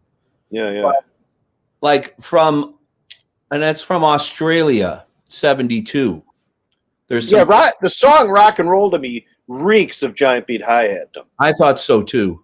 The ringing now. All bets are off with the studio, because whatever he used in the studio, he wouldn't have been pounding the hell out of on the road night after night, playing with maybe the same intensity. I mean, giant beat hi-hats bend easily. And I think they can, yeah. Yeah, they can. It was soft. It was a real soft. If you're doing hi-hat barks on them, like big loud ones. Yeah. If you do that for a month straight on the road, those cymbals are going to be really warped compared to a pair of 602. Yeah, there'll definitely be some big ass Mishnackins. Opening band? No, Rich. First of all, Zeppelin never really had opening bands, and I doubt an opening band would have a 26-inch Ludwig bass drum. Look at Holden. Holden has his 30-06. Complete with shadow. Holden, we love you, baby. We implore you to check some pictures out from the era. I feel like I'm going to have myocardial infarction. Kept a spare bass drum. Tupelo twin. Yeah, I mean, I'm thinking it's not a spare bass drum, but I'm thinking it's more like it's the first Green Sparkle kit, and the one that we're seeing on stage in '71 is the second one. That's right? Perhaps because there's a story. Because before the Headley Grange sessions for 4, John already has his first Green Sparkle kit from 7. Right. Yeah, keep going. So as you're saying, and then what happened? Keep going. And there's like the story, which again, I don't know how true this is, but there's a couple people saying they ordered another kit and they had it shipped directly to Headley, which seems bizarre to me. But I mean, it showed up at the door. That's that story, right? They set it up and they played it. Now, the one thing I do like about that story is that I'm imagining like it's just kind of like your kit, George. Like you open it up for the first time, the factory heads are on it. And most of the time, the factory heads are a bit thinner. So, like, if you have them just slightly slack, they sound almost dead, right? Yeah, right. Short. So you got to tune them up a little bit. Because I feel like in Levy and a couple other tunes that were recorded at the time, the drums sound really cranked. Like that 14. Misty Mountain Hop. Misty Mountain Hop. Misty Mountain Hop. Black Dog. Yeah. When he goes, go, go, go, go. Those toms sound much tighter than he normally had his toms. That rock and roll, the drums at the end of rock and roll. Exactly. He's cranked. All of that. So that's very possible that if he had a new Green Sparkle kit, he had tightened them up. And the other thing is, with that miking technique, he might have changed it a little in Headley Grange to have more pop, and you've got the biodynamic mic hanging up there, right. and that would pick up tighter drums better than looser drums. I mean, it would get picked up, but it would have that crack and that attack better if they're tuned tighter. And you can hear like on Misty Mountain Hop, exactly. That's, or Levy. The drums sound the same on those two tracks to me. There's one fill in Levy where he just hits that 14 and it sounds like a timbale almost. It is so high. Toward the end of the song, right? Blah, boom, blah, blah. Yeah, and that's even with it slowed down. That's it. That's with it slowed down. Imagine what it would sounded like if it wasn't slowed. Yeah. Right. I mean, I think they recorded the drums from Misty Mountain Hop also in that foyer. I think they recorded Misty Mountain Hop right when they. Yeah. It has that air because when you hear Black Dog, everything is a bit more. It has like the Olympic sound where there's some verb on the tail, but it's way smoother. When you hear Misty Mountain Hop and some of those other tracks, it's pretty noisy. So I'm down with that idea. George. Roomy. Well, somebody asked about a Black Beauty. There's no evidence of Bonham having a Black Beauty, although I think that he probably had a chrome over brass Supra, which could sound similar. I was talking. Somebody had asked about George. You and I had talked about that. There's some stuff on Houses of the Holy where snare, apart from them even slowing down the tape, his drum sounds pretty like his drum doesn't sound tuned normal Bonham tightness like on the Crunge or on Dancing Days or on even on like No Quarter No Quarter, yeah. You know what I mean? Like maybe we don't know. Maybe he was asking about the brass drum there. If he just changed his tuning a little bit. Right. If you had 2 cents to throw in, I'd mentioned that the other day. Somebody had said something about the Slingerland Sparkle kit. Yes, Mark, we've seen those pictures, and we assume that it's Green Sparkle always, but not quite sure. But yeah, he played that from the beginning until December of '68, and that may be the drum set that he used for the first album. So it's hard to know for sure without any photos. Bumby Lee Bonzo has a question. He says, as the answers, Jason Bonham does. Got to get him away from the case of vino. We have been thinking about pulling a Rupert Pufkin on Jason Bonham. A big van pulls up like old school. Yeah. I wish. I've been doing these. Oh, I'm sorry. Go ahead. I was just gonna say, if Jason pops in, Jason, if you watch it, man, we should, we want to chat and just set the story straight. So, that's just it. If somebody comes in, we're wrong. That'd be great because then we'd find out what the deal really is. Yeah, so I'd be willing to take that, bullet. You know what I mean? Wrong. I did this. But thanks for the picture. Yeah. Metal Douche Mike. I've heard of that. That session. I mean, it's more of a jam, right? It's not like a recording session set up, but I would love to hear it. I don't know anything about that other than. Are you talking about Tony Iommi? Yeah, the Sabbath. Yeah, I don't. I wish it was around, but I don't know anything about it. Can I say Harry Silvers has a really good point. Remember how Robert Plant said he supposedly used the Black Diamond kit for Levy? Harry Silvers asked, Plant said he used the Black Diamond Pearl kit on Levy. Could it have been used for that early version on Coda? That's a good point. Yeah, that's a good point. That's a very good point. Yeah. I got to say, though, if you listen to that recording, I mean, I don't know. I mean, the bass drum is a really beautiful sound. On the it's in the demo. It sounds like a 20. To me, the demo of the drums on Levy actually almost sound like the actual drums on like No Quarter, and like that. Like the bass, the snare drum is muffled pretty good. Yeah, you know what I mean. It's way tighter sounding and dense. Yeah, not like it's. Yeah. Well, it almost sounds like the Thermos to me. It almost sounds like hey, what can I do and stuff like that. You know, a little fatter, not quite as high pitched tuning. Right. Yeah, fatter, exactly, fatter. That's probably the best. Rob likes coleslaw. I do too, but I like it when it's not too thick. But I also like it when it's not too vinegary. Oh man, you got George and Terry. When you come to Ann Arbor, you got to come to Zingerman's. Man, they have the best. Oh, I've been there. Zingerman's is killer. What do they got? Tell me. Coleslaw is just ridiculous. Yeah, really.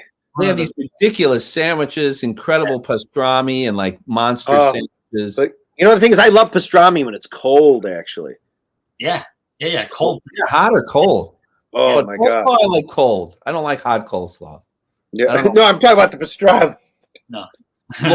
Lori Jones, I got to answer this quickly. I've never seen a picture of Bonham using a wood beater, except for maybe, if I'm recalling, a stainless steel photo of the with a black dot head on the back. Well, but the head's white, but with the black dot.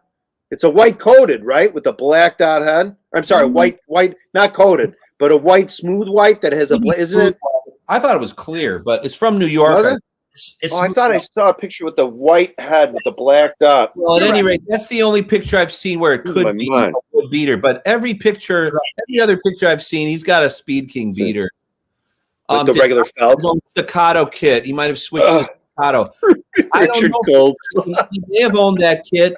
I assume that he did. There's a video. Richard Coleslaw losing control here. Go ahead.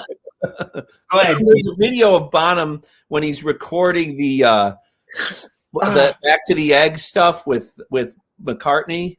Yeah. What was that thing called? The big with Kenny Jones and David Gilmour. Rockestra. Yeah, Rockestra. So have you guys seen that clip where the engineer said, John, your snare drum's a bit loose. It's a completely different sound than before. Can you tune it up, please? And Bonham goes, yeah, it's a really cool clip. And then he's like tapping on the snare. Oh, and really? No, I don't. It's like, boo, boo, boo. I've never heard it. Yeah, and it's that black staccato kit. So I wondered that too because of the sound of all the toms on Bonzo's Montreux. Yeah, right. But that's another rabbit hole, and we've kind of covered it on other chats. I don't really want to go there. We're off on the coleslaw thing. That was funny. Richard Coleslaw. That's pretty good. I like that. Mark Lamont saw Zepp twice in Chicago. Wow, that's great. Did you see him at the stadium? Or at the amphitheater, or at the Kinetic Playground? Because those are the places they played. Hell yeah. Yeah, if you saw I knew somebody who saw him at the Kinetic Playground, a drummer here, this guy Ruben Alvarez. And he said it was also, those are the days when Zeppelin, they didn't have opening acts, but they were double billed or triple billed with people. They played with The Who, they played with Santana, they played with Grand Funk Railroad. They even did a crazy bill with MC5 and Sun Ra, if you can believe that. Wow. In Detroit. So, there's all kinds of gigs they did with other bands, and he saw him, and it was a night when it was Santana was also on the bill, and he's a Latin American guy, great percussionist around here, and he was there to see Santana, and he said no one knew who Zeppelin were. It was like early 1969, and he said they just blew the doors off of the place, and he was right in front. He said he was like 3 rows back in the middle, and he said he could feel Bonham's chest, Bonham's bass drum beats in his chest. It was like getting punched in the gut. He said it was just the most unbelievable natural acoustic drum sound he ever heard. Wow. So, you know, that's what I wish I could have seen him there. Let's see if Mark answered. No. Didn't they play Levy in Chicago? Yes, they did. They also played Wanton's song in Chicago. Stadium. Awesome. So probably 73, 5 or 77. Yeah. Hey, just in case if you guys want to see this. What do you got? Put it up. Can you see it? Not yet. I can't. Hang on, I can't see it yet. Let me add it. Hang on, where is it? Oh, yeah. It works. Yeah. Is that mine? Oh, no, I don't want that one. Did you just share something, Billy? Yeah, I've got. So I there just it is. There it is. Yeah. Okay. Oh, yeah. Those are the shots. So if you could zoom in on those. Yeah, I'm sorry. I always assumed that the head was white with the black dot. I thought Not it was clear. clear, but I could be wrong. No, you're probably right. I just assumed. Is that the one that looks like a wood beater? I can't see shite. Yeah, see, no, I can't see a beater in these shots. This is all I've got here. No, there's another shot, and it might be for the Seattle footage where you see his feet. Oh, okay. Yeah. Oh, yeah. When he's doing Moby Dick, and you can kind of see the. He's kind of doing the Bonzo intro. Yeah, and you kind of see the. Yeah. But the wooden beater thing, yeah, I really have only seen one photo, maybe a couple, but they're always from like 70s. That's a unicorn.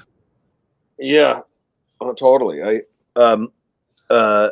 Wait, so Harry Silvers is asking, George, can you elaborate more on your theory that Bonham buried the beater? Well, it isn't really what I'm going to say. That's not your. There's a few people here on YouTube that insist that Bonham never ever buried the beater, but the fact of the matter is, you and I know that sometimes you do and sometimes you don't, given what you're doing. Yeah, I mean, I don't know Unless some really clear footage shows up. I think most of the time he probably didn't, because he favored that open, ringing sound, the big sound. But you can't get the same attack doing that all the time.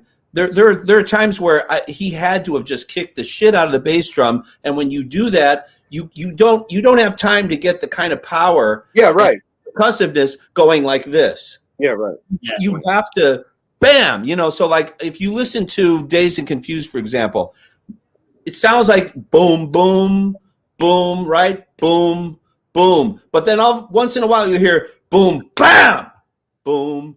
And it's loud and it's hard and it sounds flat to me. It doesn't. Well, depending on what technique required for the sound. Yeah, sometimes I can't imagine anybody that Bonzo would have been that. It's like consciously saying, "I'm never going to bury the beater." Ever. My theory isn't that he always buried the beater. It's just that I think he did a combination of both. And if you have good bass drum technique, you're going to do different things. You're going to bury the beater sometimes. You're going to glance off it. You're going to maybe play it flat-footed, for a volume. Because to play a bass drum part very quietly with your toe up, with your heel up and your toe down, is a lot harder than just letting your foot relax and using your heel down technique. Well, somebody brought up a good point too. There are some clips. I can't remember if it is the fella here. Oh yeah, it's Harry again. It says Denmark. But there's some other stuff too I remember watching where you can see points where Bonham, when he's playing, sometimes it's coming off and other times he is playing and it is staying there for a second. So but that's how when I play it, it's like I would have to go back and really carefully. Sometimes it is, or sometimes footage of "Babe, I'm Gonna Leave You," but that's some of the best footage of Bonham's foot technique. Yeah. There's a lot of nice like profile shots. Just totally from the side. I don't think Bonham really thought about it that much. I just think he had a general idea that he was going to play off the head most of the time. Just Right. I never thought about it my playing until somebody brought it up here on YouTube. Like Joe Blow on this Zeppelin channel says that Bonham, never buried the beater, like because their thinking was like what, like you want to hear the tone of the bass drum. Why? I just did. That's really the only time I ever thought about burying the beater is when somebody brought it up on YouTube like 10 years ago. I never even thought about it. The best example that I can give someone in one tune is like if you go to the isolated tracks, right, into the outdoor, like the outtake stuff, and you hear Bonham just playing this groove. I mean, a lot of the times you hear it like an open tone, and then you hear it when he digs it in. The whole room just sort of like distorts. You hear all this air go, and it's back and forth. It's not just one tone. I think so too. Yeah, right? That's really what I hear on the bootlegs a lot of times when it's a song where there's more space, like "Since I've Been Loving You" or "Dazed and Confused." Yeah, you can hear the open tone, and then you can hear a slap. And it sounds like he just really leaned into it. And again, if you're going to really kick the shit out of the bass drum, it's a lot. It's just not natural to pull your foot away from it. Yeah. It's natural to just lean into it and, slam it hard. But exactly. I wasn't talking at all about Bill Ward, about Bonzo. No, just obviously both great brummies. They were friends from the same region, Birmingham. I think there's some similarities in their feel. I think that both of those guys. You guys, can you carry on without me just for 30 seconds? Yeah, and sure. You can. But I'll be back. I'm sorry. I just got to take care of something. Sorry. Let's see. I'm just sorry, guys. Just trying to keep up.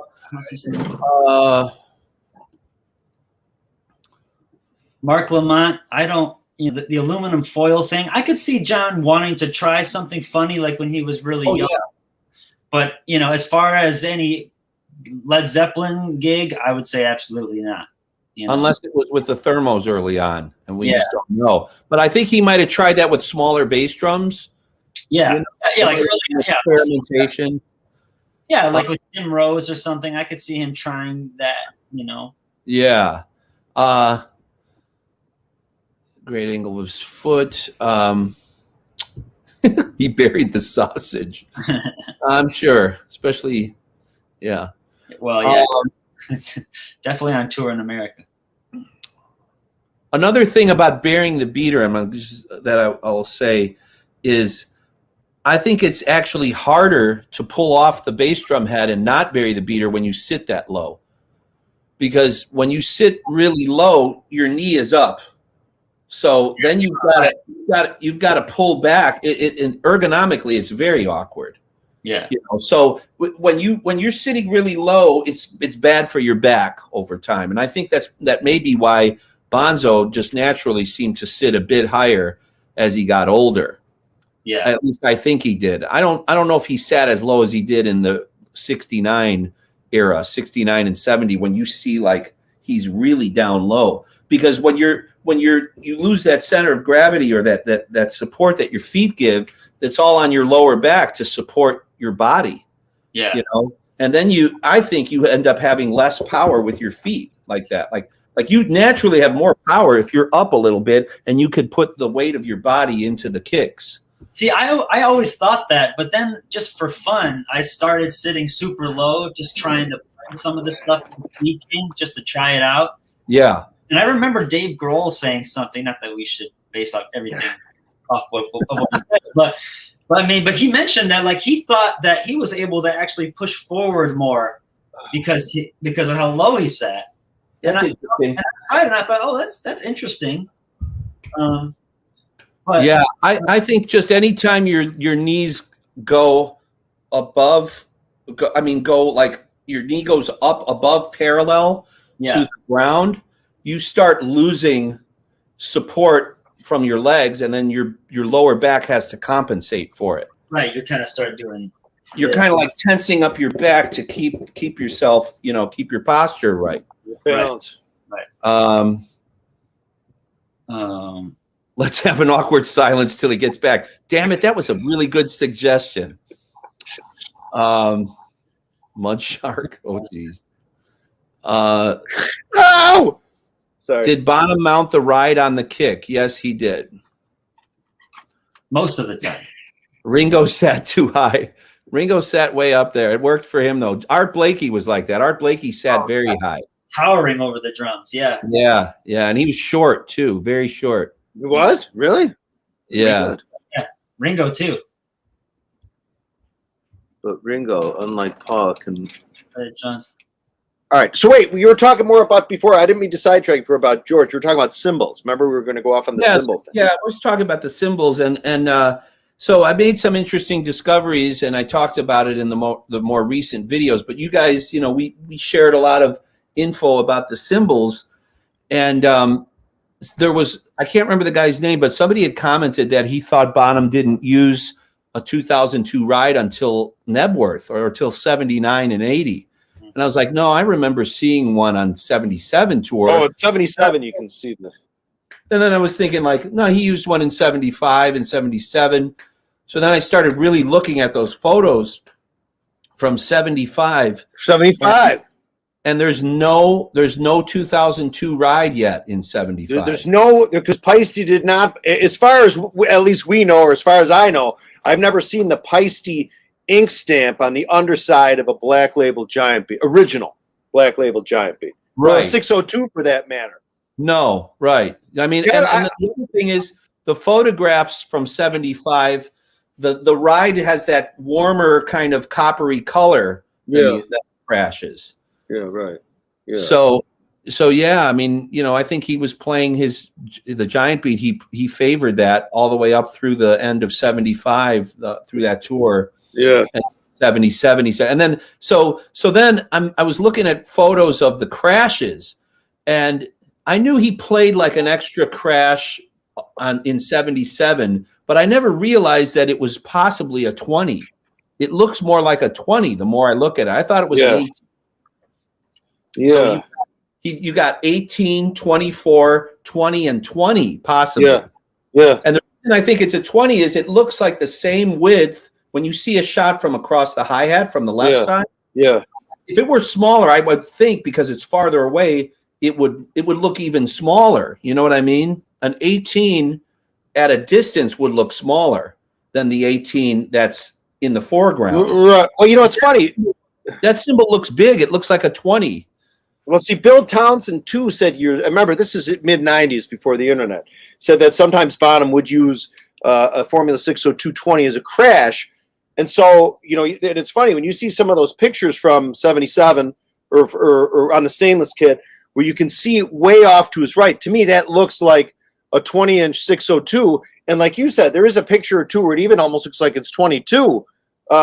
Yeah. But also, too, on that Paiste endorser list that fellow Marcel Vogelman got from Paiste 10 or 15 or 20 years ago, it shows Bonham getting at least two Formula 602 20-inch medium rides way back in those days, in like 71 or 72. Do you know what I mean? Yeah. And there's that one picture where he's on the Green Sparkle kit where you can see that cymbal has fallen so low. To me, that looks more like a 602. That is the most 602 looking cymbal I've ever seen. Yeah, the bell is like like the precursor bell to sort of like the sound formulas and the frickin' Paiste line. And they're almost perfectly domey like this kind of, Yeah, and I think he liked to occasionally have two crashes over here, and sometimes he had them way up, like he did on 77. He had the auxiliary crash way up high. Way high. Yeah. Yeah. But then in 79, like at Nebworth, it's down. It's lower. Yeah, it's like kind of just off to his. Yeah, and then that's where it stayed through 80. So on the 80 tour, he had what looks like two 20s on his right, and then he had an 18 and a 16 on his left. And the 16 was also lower. It wasn't up high. Like in early 73, he had his extra crashes way up high, kind of uniform. Like in the European, like in the. He had like the 18 and the 20 like this, and then he had a 16 2002 on his left, and then he had whatever he had on the right was a who knows what, an 18. Yeah, whatever it was. Yeah. 602. But that 16-inch 2002 is the first 2002 you ever see him playing. And you can see it in that thing what is it, a medium? It says it's a 16-inch medium. and he got it on Valentine's Day, 1972 or 73. I mean, Valentine's Day, which is tomorrow. Yeah, let me see if I can get a picture of that. Yeah, because remember they say it says 14/2/73 versus 2/14 as we Americans do. 73. Yeah, a 16-inch. It shows it to be. So see that's why that Paiste thing though can't be complete because it doesn't. You can see it. The song remains the same. Like during the movie and all the pictures, you can see in the pictures from San Francisco. You can see it says 18-inch. It says 2002. It says medium. You can see it. Exactly. Here, but it's not on the cymbal list. It's not on those cymbals. The 2002s he played in 73 are not on the endorsements list until after that tour is over. You know what I mean? Why can't I share? Well, the only cymbal 2002 it shows him getting prior and during the 1973 tour is that one 16-inch medium on Valentine's Day of 73. Right. Let me see if I can share which this. is odd. So, but I think there's a couple different. Maybe Germany had a sheet and Switzerland had, or Notwill had a sheet. Maybe there. Yeah, there you go. There it is. You can see it's a 2002 because you can see the Paiste logo. That's a 16-inch 2002. So what you got there now, you can see that 20-inch 602 behind it. Straight back. That's a 602 all day long. See it, and it's low all day. It's low. Yeah, that's low. Way low. That's real low. So he would often have it up high, but for this gig, for some reason, he had it low. And this is spring of 73. So in spring of 73, he's still rocking all giant beats, except for maybe whatever that thing is. Right. These are 602 hats, most likely. Yeah. And this is a 2002 16 all day long. Yeah. So yeah, can we bring up that Paiste list? You got it? I can find it real quick. I mean, I can read off it. I have it here on my thing, but I just wanted to show it. If you type it into Google, it'll come up. It shows just a 16-inch medium. That's all it shows. So that's impossible. That's impossible because see here, do you guys see it? Yeah, it says where is it? It says one medium 2002 16. Yes, that's it. That's the so look at that. That's Valentine's Day 1973. February 14th, 73. That's just before. That's the month before they're going to start their tour. But he also gets a set of new giant beats. Full set of giant beats, yeah. As well as a medium 20-inch medium ride. Look at that right there. That's probably the cymbal that you just saw. Yeah, right. That's what Bill Thompson always talked about. Yeah. And look at that. It doesn't show him getting an 18 or a 20-inch 2002 till 1975. 1974. Or 74 does it? I can't see shit. Yeah, oh no, that's the sound. No, that's the Soundage hats. But it doesn't show him getting 75. Like 75 rig. According to this sheet. You know what I mean? That's totally that's not. It's got to be incomplete because he was playing 18 and 20 inch 2002s in 73. Absolutely. Even in 72, I'd swear I see a there's a spot. It almost looks like in the 72 too. It looks like he goes like 16 2002 medium or whatever, 18-inch giant beat, 24-inch giant beat. It looks like a 20-inch 2002 because you can see that bell that's smaller. You know, the thing about the giant beat bell, you know, the giant beat bell comes up and then it's kind of real flat almost for a while. The 2002 almost looks like if you take that middle flat, if you take a giant beat bell and take that flatness out and sort of fuse it together, that's like a 2002 bell. Yeah. It's just not as much domey top. One thing I wanted to say about that was there's a quote somewhere, and I took a screenshot of it, but I don't have it handy. Let me see if I'll just read the quote. Bear with me for just a second. Yeah, so Carmine Appice says, in those days, when you got a Ludwig endorsement, the Cymbal endorsement came with it. So then it says, Swiss, now this is not Carmine talking, that was end quote. Swiss drummer Freddie Studer worked in Paiste drummer services in 1970 and remembers when Bonham made a surprise visit to the company's factory in Notwill, Switzerland. Now he says, quote, that was when he signed the agreement as an endorsee. We went through the factory and checked some cymbals. It had to sound big to him. He was looking for a big sound that was pitched and would blend with his drum sound. The main thing was that they would be cutting through, but not in a sharp way. After the visit, Bonham walked away with a set of recently developed giant beat cymbals. Okay, so he's claiming that's 70. So that would be in line with what that list says. In February of 70, he got a new set of giant beats. Right, that we see him all through 70 playing. What's that? That we see him all through 70 playing. Right. But so does that mean that he didn't get a formal endorsement until the date of this, that what we see on that list? I think it's just an incomplete list. Symbols, or does it mean that this is an incomplete list, or who knows, Right. I also think it's possible that, Paiste could have sent or allowed him to grab a set in the States. Just be reimbursed if he wanted to later. Well, or just just let him have it. Like, we know that he's going to be a new Ludwig endorsement with Carmine. So let him pick up 602s at the Ludwig factory or something in the States, right? Because don't we see the 602s like mid 69? Yeah. Well, yeah. With the double, like brand new, like you can almost see the fingerprints under the 24. That's in July, and they were playing Chicago, the Kinetic Playground. Yeah, they're like brand spanking new out of the box. My theory there is he got those in Chicago. They look brand new. Yeah, and by that time, Led Zeppelin's getting paid big money to do shows. Yeah, right. Cash. It was all cash in those days, man. Yeah, so it wouldn't surprise me even if they ordered a whole set and had them shipped, and then by 70, he's like, cool, I want to do a deal. Yeah. So Steve Colderup has a couple comments. Contract as an 18-inch 2002 medium. Yeah, but that's later. That's in 75. So he clearly got an 18 and a 20, at least, maybe many more. For The Song Remains the Same, for that, the 10th tour, which is 73, summer of 73. So that list doesn't show any 18 or 20-inch crashes that he would have gotten until late in 75. And he was playing them from 73 and all through the 75 tour. Yeah, right. What do you think of the 17-inch 2002 crash? I like odd size crash. Yeah. I had one on two different occasions. You know what the funny thing about because remember in Paiste 2002ville, you have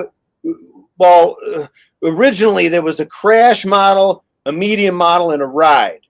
Do you know what I mean? So that's why, sometimes I'll be answering stuff and I'll type ride all capital, because I know sometimes people refer to a ride as like colloquial. Well, it's just a symbol used as a ride. It's like, well, the reason why all cap it is because Paiste, this particular model, actually has ride written, so you know what you're talking about. You know what I mean? But I do think there's something about the current 18-inch crash model. You can hear it in the Paiste sound files. There's a weird hum to it. It's like key. And Which I don't know one, if it the 17-inch? The 18-inch. Oh, the 18. Yeah, the 17 crash is nice, but the 18-inch thin crash to me is magical. The current 18-inch thin crash, but the 17 is nice. In fact, there was that record that I played on with that Graha band that I played, that Paiste crash that's on there. I had a 17-inch crash, an 18-inch crash, and a 20-inch crash model. And that 17, it's a nice crash. It's higher pitched though. I mean, it's like, it doesnn't quite sound like a 16, but you can tell it's, you hear the difference clearly. There's cymbals clanging. Oh yeah, we got some stuff. You know what I do have here? I actually have a 17-inch right here. Oh, there we go. I've got a 19-inch crash that I got recently, and I love this thing. Oh, yeah. This is really a pretty cymbal. I don't know if you can hear it without it distorting, but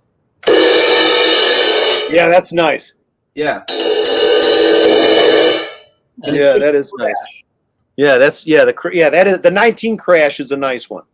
The 20-inch crash is a nice one too. They don't make the 20-inch thin crashes anymore though. I have a 20-inch paper thin that I love, and I would play this on big band gigs. Oh, I have an 18 and a 20 paper thin, and using them, left and right on big band gigs. This cymbal is great. Oh yeah. Yeah, that's nice. Oh, nice. That is beautiful. Yeah, a freaking paper thin. Yeah. But it's funny. Look what I'm using. Hey, Da, da, da, da, da, da. Those are the best new sticks out here. I'm serious. I gotta say, they are great sticks. I'm getting more made. I'm all sold out of the 2As. I never even made a proper a stick video proper where I said, hey, everybody, introducing the. But yeah, they're nice. I'm gonna get I'm gonna get 100 more 2As made. I still have. Great. They're awesome sticks, man. Everything about them, the feel, the lacquer, the weight, the bead. They're responsive. Yeah, they're nice. They just have they're you got to play them you got, if you hit those cymbals, you got to make sure your sticking technique's pretty good though, because they can, it's really at the very top. Where's one here? The very top. I mean, that's thin. That's why you get that good rebound. That's why I always thought it was Bonzo must have had a ton of those sticks. Like a lot of times you see photos, and you can see broken sticks under the drum. Yeah. They're wood tip. They're not nylon, Dave. Well, it's like a girdle. I call it like the girdle neck. See how it's real? It tapers up and then it starts to come back and then the bead goes. I just want to address a couple comments that got left behind. Somebody says, why don't you guys collaborate on a Bonham biography? I'm in. I'm in too. I mean, I think with the amount of research we've all been doing, we're uncovering more reliable, I guess, or accurate information. Yeah, but there's still a lot of unknowns. There's, without having photographs from the sessions, the recording sessions, and inside the bass drum at home, and all that kind of stuff, it's really hard to know. So I gotta say, I do feel like it's sort of long overdue to at least to get a second edition of some of these where there is just wrong stuff. I mean, right. You don't have to get it. But that's also true with a lot of stuff. Like there's a really good Led Zeppelin. You'll see in all kinds of Zeppelin books or whatever. You'll see like the caption underneath. It'll say I'm kind of it says like Carson City or whatever 71. But you look in the distance, you can see if you look closely at the drum kit, it's amber. Like sometimes they don't have people proofread. Right. Like sometimes but then there's other times people are just ignorant. They. There's even still some websites out there that say Bonham's, rack tom is thermoglass rack tom was a 12 by 15. And you still see that. And I mean, right. And that stuff you can almost just like write off, even though I think a lot of people don't. But I really think if Jason got behind something, give it a lot more. Well, first of all, it would give it traction and authenticity. But it would also be, I think it could be more definitive. Right. We saw you mention that there's a stainless kit, right? In England at the Old High. Didn't he say that? Along with green sparkle sets too. That's right. Yeah. Place, Yeah. That's correct. Maybe he's remembering wrong, but I don't know. Yeah. I mean, there aren't really too many biographies. I mean, there's Mick Bonham's book, which is more like a family book. Yeah. That's my favorite book. Me too. I love that book. Good one. Yeah. Thunder of Drums has too many like little errors, even though it's really cool to read a lot of the quotes and stuff. Yeah. Right. I feel like a Thunder of Drums is like a cool starter book if you know that there's some misinformation there. But it's a great book too, Right. Somebody said, have you seen, Rob the Timekeeper said, have you guys seen the YouTube videos about his hot rod? I just was watching those recently. There's a channel, a YouTube channel called like Bonham Hot Rod or something. Yeah, it's like 4 videos or something. It's pretty cool. Yeah, it is super cool. Charvit Debir said that Brian Tichy knows Jason, that maybe he'd be a good person for us to collaborate with for the inside info. Oh, Brian Tichy. Yeah, okay. That's a good suggestion, actually. Yeah, he's a great drummer too. Yeah, Brian's a high profile, guy, and he actually commented on the Fool in the Rain video of mine. He said something like, awesome, or I don't know. Well done, Jorge. He said something complimentary, and I thought, was like, oh, is that really Brian Tichy, or is it like a Brian Tichy fan? But I think it was really him. So that was nice. I think he knows, he knows about us. He knows about what, at least about Bonzolium, and I think he knows about my channel. I'm happy to have 10,000 followers, and I just hope it grows more. George, think about it, George. 10,000. Yeah, it's amazing. I mean, amazing. Cool. I mean, I think it's flattering, and the thing is like when I started the channel, I started because Terry was like, "You got to talk about this stuff. You got to play it. You got to demo, blah blah," and it really is because Terry was pushing me to do it. I never saw myself like having a YouTube channel. No, but that's the thing, man. Seriously, I mean, like I said, it's just it really is it. Seriously, I remember I sat down right here. Remember when you first came over, and I thought there was going to be a 1% chance you were going to play anything remotely that you did. I've sat down with a lot of people that usually when people talk like, yeah, I've been in Zeppelin stuff for a long time, play jazz, and I thought you were going to sit down and you were going to play some killer jazz for a minute, and then you were going to start playing like Fool in the Rain wrong with the shitty feel, and you sat down. It was kind of like no, but then you just suddenly it was just like you were John Bonham, like boy, and you just started playing exactly the way I've never seen anything like it, and so I felt it was my duty to we Bonhamites to get your ass on board and get you to get your YouTube channel, etc. And here you are all these years later. It's a pain, it was a little bit of a pain in the ass, as you know, setting up cameras and learning how to use I didn't even know what a DAW was. As long as I've been playing and recording music and recording CDs, I was like, oh, what's all this shit I got to do? Yeah. But it's cool. It's good. Well, you truly kill it, dude. I mean, like the neat thing about your stuff is if you're going to do like Immigrant Song studio-ish, the drums sound Bonham-y, but also like immigrant-ish. If you're going to do something on Presence, you'll mute the snare a little more. You know what I mean? The sound you get, you'll tune your drums to sound like Presence. Yeah, it's amazing. In particular, yeah. I mean, I've tried to do that. Now it's been 2-3 years. At least 3, I think. I have feelings about a lot of this stuff though, because as a jazz drummer, my goal isn't to try to play like any particular jazz drummer. Like I've funneled a lot of influences into my playing. So I think a lot of people who don't know my playing live music, I play nightclubs, I play concerts, I toured. I have a very different life from what maybe a lot of people realize through YouTube and Bonham. Right. Well, you're the real deal is what it is. Sometimes I get comments, sometimes I get comments from people who say, get your own sound. Why are you still playing? But, why are you doing this? Or pretty sad that somebody's trying to sound like Bonham in his 50s. It's like, dude, I have a whole life. I have a whole, I've recorded 60, 70 albums. I've toured with some of the greatest jazz musicians. I don't often blow my horn, but, that's just a fact. So it is. Right. To sound like Art Blakey or like Elvin Jones. Those are my favorite influences. And I just funneled everything in. And then hopefully people hear it and they go, oh, that's him playing, or, I like that. I don't give a shit about anything else. I just want people to like first of all, in the band, to like what I'm doing and be supportive. Yeah. Because I feel like 95% of the time you're in a supportive and encouraging role as a drummer. Right. You're a soloist. When it's your time to solo, yeah, then you're soloing. Right, but let's face it, man, we're workhorses of the band. Right. We're the engine. We keep everything running. And my goal is to make everybody feel as good and comfortable as possible. And it doesn't matter what style of music it is. Well, it also shows that, here, coming from your background, you recognize always how skilled Bonham was as a drummer. Like the fact that you come from the background you do and how skilled you are and how much you love it lends so much more weight to the fact of how great Bonham was. Because you're not just, you're not like the William Shea, like some Joe Blow in the basement, like like me actually, like down here, like throw me a sandwich, baby, I'm gonna make another video. You're like you've been out in like the real world.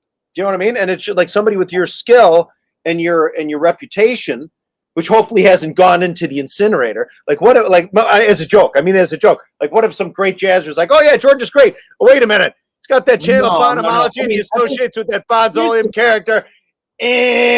Yeah, here's the thing about, so as far as like jazz musicians, first of all, I know so many jazz musicians who love Zeppelin. They love Hendrix. They love Cream. They love the bands with really good drummers. If they're drummers, first of all, it's a drum thing. It goes beyond, it's just music. Right. But, let's see, how can I say this? I was trying to sort of tie in this thing of like the YouTube land versus real life. And, you know, I didn't see myself doing a YouTube channel devoted to Bonzo because I thought that's just one aspect of music that I love. Right. But I'm probably not going to do like an Art Blakey channel or a, you know, anybody else. You know, it's like this takes Blakeomology. Well, this takes up quite a bit of time, but the thing is, Bonham is arguably the most influential drummer in recent times, in the last 50 years, let's say, right? So Buddy Rich is another one of those guys, you know, maybe Elvin Jones, but when you talk about like the overall scale, Bonham is like across the board. People love and want to play like Bonham played, and they're intrigued to this day. Yeah. So therefore, there's a lot of bad Bonham information out there. Yeah, there's a lot of like really mediocre to bad demos. I'm not going to single anything out. It's just there's a lot of people say this is how you play Fool in the Rain, and then they do it, and like you said, the sound is wrong. See, I don't want to play Fool in the Rain like the album version if I'm playing a gig with PFOZ. That doesn't make sense to me as a jazz musician. Why would I play the song exactly the way it was played on the record every time we play a show? First of all, that would get so boring. Then you're in a tribute band. Right. And I don't want to be in a tribute band. I would rather be in a cover band that plays the music, but we play it, you know, not necessarily, I mean, you know, have our own personality. Well, it's a celebration of just the music. You know what I mean? It's right. like that's, I mean, PFOZ can go on the road. I'm sorry, Billy. I didn't mean to cut you off. Like you're getting into the spirit and the vibe. You're using that as a vehicle to do a show or do music or play with someone, you know. Right. And also the spirit of what they played. It's not even like Rush. And I love Rush. And when I was in high school, I was almost as micro-analytical about Rush as I was about Zeppelin. Right. You know, I could play all of Moving Pictures start to finish. I could play all of, there's a few albums I had down. I had Permanent Waves, Moving Pictures, and well, a lot of Farewell to Kings. Like I would obsessively listen to that. I had Rototoms. I would, you know, same thing I did with Bonham. But the thing is, after a while, even though I still love listening to Rush, if you notice, Rush mostly played their music as close to the record way as possible with some variations. Zeppelin were totally all over the map. I mean, they had their arrangements, but they would evolve, they would change. Bonham would play whatever he felt. They would get into riffs and extend the riffs, and they had more of a jazz musician's mentality in a lot of ways to playing on these songs. So if I'm going to play in a tribute band or, you know, play Zeppelin shows, it's antithetical to the spirit of Led Zeppelin to play the same fills that Bonham played on Kashmir every night. I don't want to do that. I want to play the way they played live. So to me, that would be the ultimate tribute. If you go see a Zeppelin tribute, and let's say PFOZ gets to tour, I might be thinking about 79. I might be thinking about 77. I might just be thinking about none of that. And just now it's like, all of this shit I've assimilated into my playing, and I want to express it in the moment. I don't care if somebody in the audience goes, oh, he didn't play. I remember when I did the first Fool in the Rain video, a lot of people had several people commented like, you missed the fill after the samba. It's like, I didn't miss the fill. That's a timbale fill. Yeah, right. It's not on the drums. It's like, you know, Bonham played straight through that part. That's an overdub. So this time I was like, I want to get it as right as possible and play that stuff. But like, Bonham played certain fills the same. Like on Since I've Been Loving You, he often went, I've been crying, you know, my tears, they fell like rain. He go, plop, boom, plop, boom, that fill. I love that fill. That fill is so good. It's his bottom. It is cool as hell. It's so great that it's like, I can see why he wanted to play it every week. Yeah, right. You know, but other things he wouldn't play the same way. You know, he might not always play the big fill around the toms on Achilles' Last Stand at that one point early in the song, you know? So was somebody in the audience going to go, oh shit, man, he didn't play the fill? You know, it's like, Well, it's on the record. You can hear it. I got to tell you, I just love some of the funniest stuff I ever laugh at. And George, amen, man. Seriously, you are truly you are a diamond that is now, you know, I mean, here and now. You know, check it. I think we got YouTube, and here we are. We can continue to do the videos, which you will. But I'm telling you, we can take this gypsy caravan and get everybody in PFOs in. We just go around and we have fests. You jam out the tune. Somebody could call out, hey, you know, could you play blah blah? You know, and just bang it out and chit chat about Zeppelin. You know, it'd just be marvelous. If I had Jimmy Sakurai, we could probably do that. Yeah, I was thinking. Yeah, you know. Yeah, play Melbourne 72. You know, George, the guy in George's brain pulls the file out. Here it is. You know, play Hamburg 1943. Got it. So there's some comments here. Zeppelin played to entertain themselves. There you go. That's it. Yeah, challenging each other, entertaining each other. It wasn't like a show. You know, it's like here's the same show. Yeah. You know, George, like one thing I was thinking about with Zepp is why I like them so much is that they do almost have a weird connection to like playing a jazz gig where like you're going to call a tune and then you play it, right? But it's changing with how you feel, the day, the venue, the gig, the gear, right? All of that plays into what's going to happen.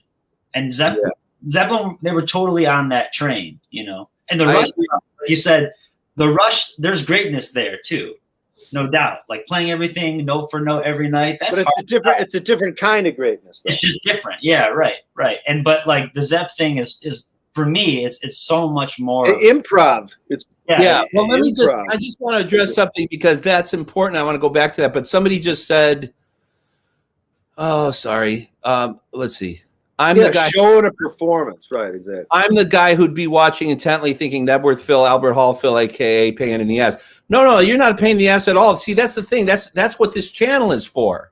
Right. This channel is for that. It's my like little personal sort of, you know, I'm geeking out too. You know, I want to hear the Phil, and I want to play the Phil, and I want to play stuff that's related to. So if I make a video, and obviously I've done every single album in the catalog except for all of Coda, but I've pretty much done every album except the studio version of Moby Dick. I don't think there's another YouTube channel where a drummer has covered every single song of every studio album, or even remotely close, right. Or even remotely cover several tours. You know, this is obviously why I'm doing this, because I just love this stuff so much, and I want to share it with people who obviously. There's a lot of you guys out there who appreciate it. You know, if I'm not saying that this is like a pain or a chore for me at all. I'm just saying that if I perform live, like this is YouTube, you know, now if I'm playing live, yeah, I might throw in that Phil if we're playing a Zeppelin song, or be in the mood to strictly play the Black Dog version from the album. But the truth is I enjoy the live performances of Zeppelin more. And even, you know, when I met Jimmy Page and talked to him that brief time at the Kennedy Center, I started telling him about the live shows. I said, one of the things that I get so much out of your music to this day is that the live performances, there's always something surprising. So if it's a show that's unknown to me and I listen to it, let's say it was some show from 75, I'd never heard it before, I'm always excited to hear, how did Bonham play this? Or what's that? Or, you know, like, oh, he's playing this beat a little differently, or he's riding up on the bell, and that stuff really excites me. So, yeah, right. You know, to me, the most I know the studio albums really well by now, and even though I love putting them on and listening to them, I get so much more enjoyment out of hearing crappy but really interesting audio performances from live shows. And sometimes people don't get that. They go, oh, I don't know how you could listen to bootlegs. They sound like shit. And, you know, it's just, it's not worth it. It's the opposite for me. It's totally worth it, because I'm going to hear Bonham go, you know, bang,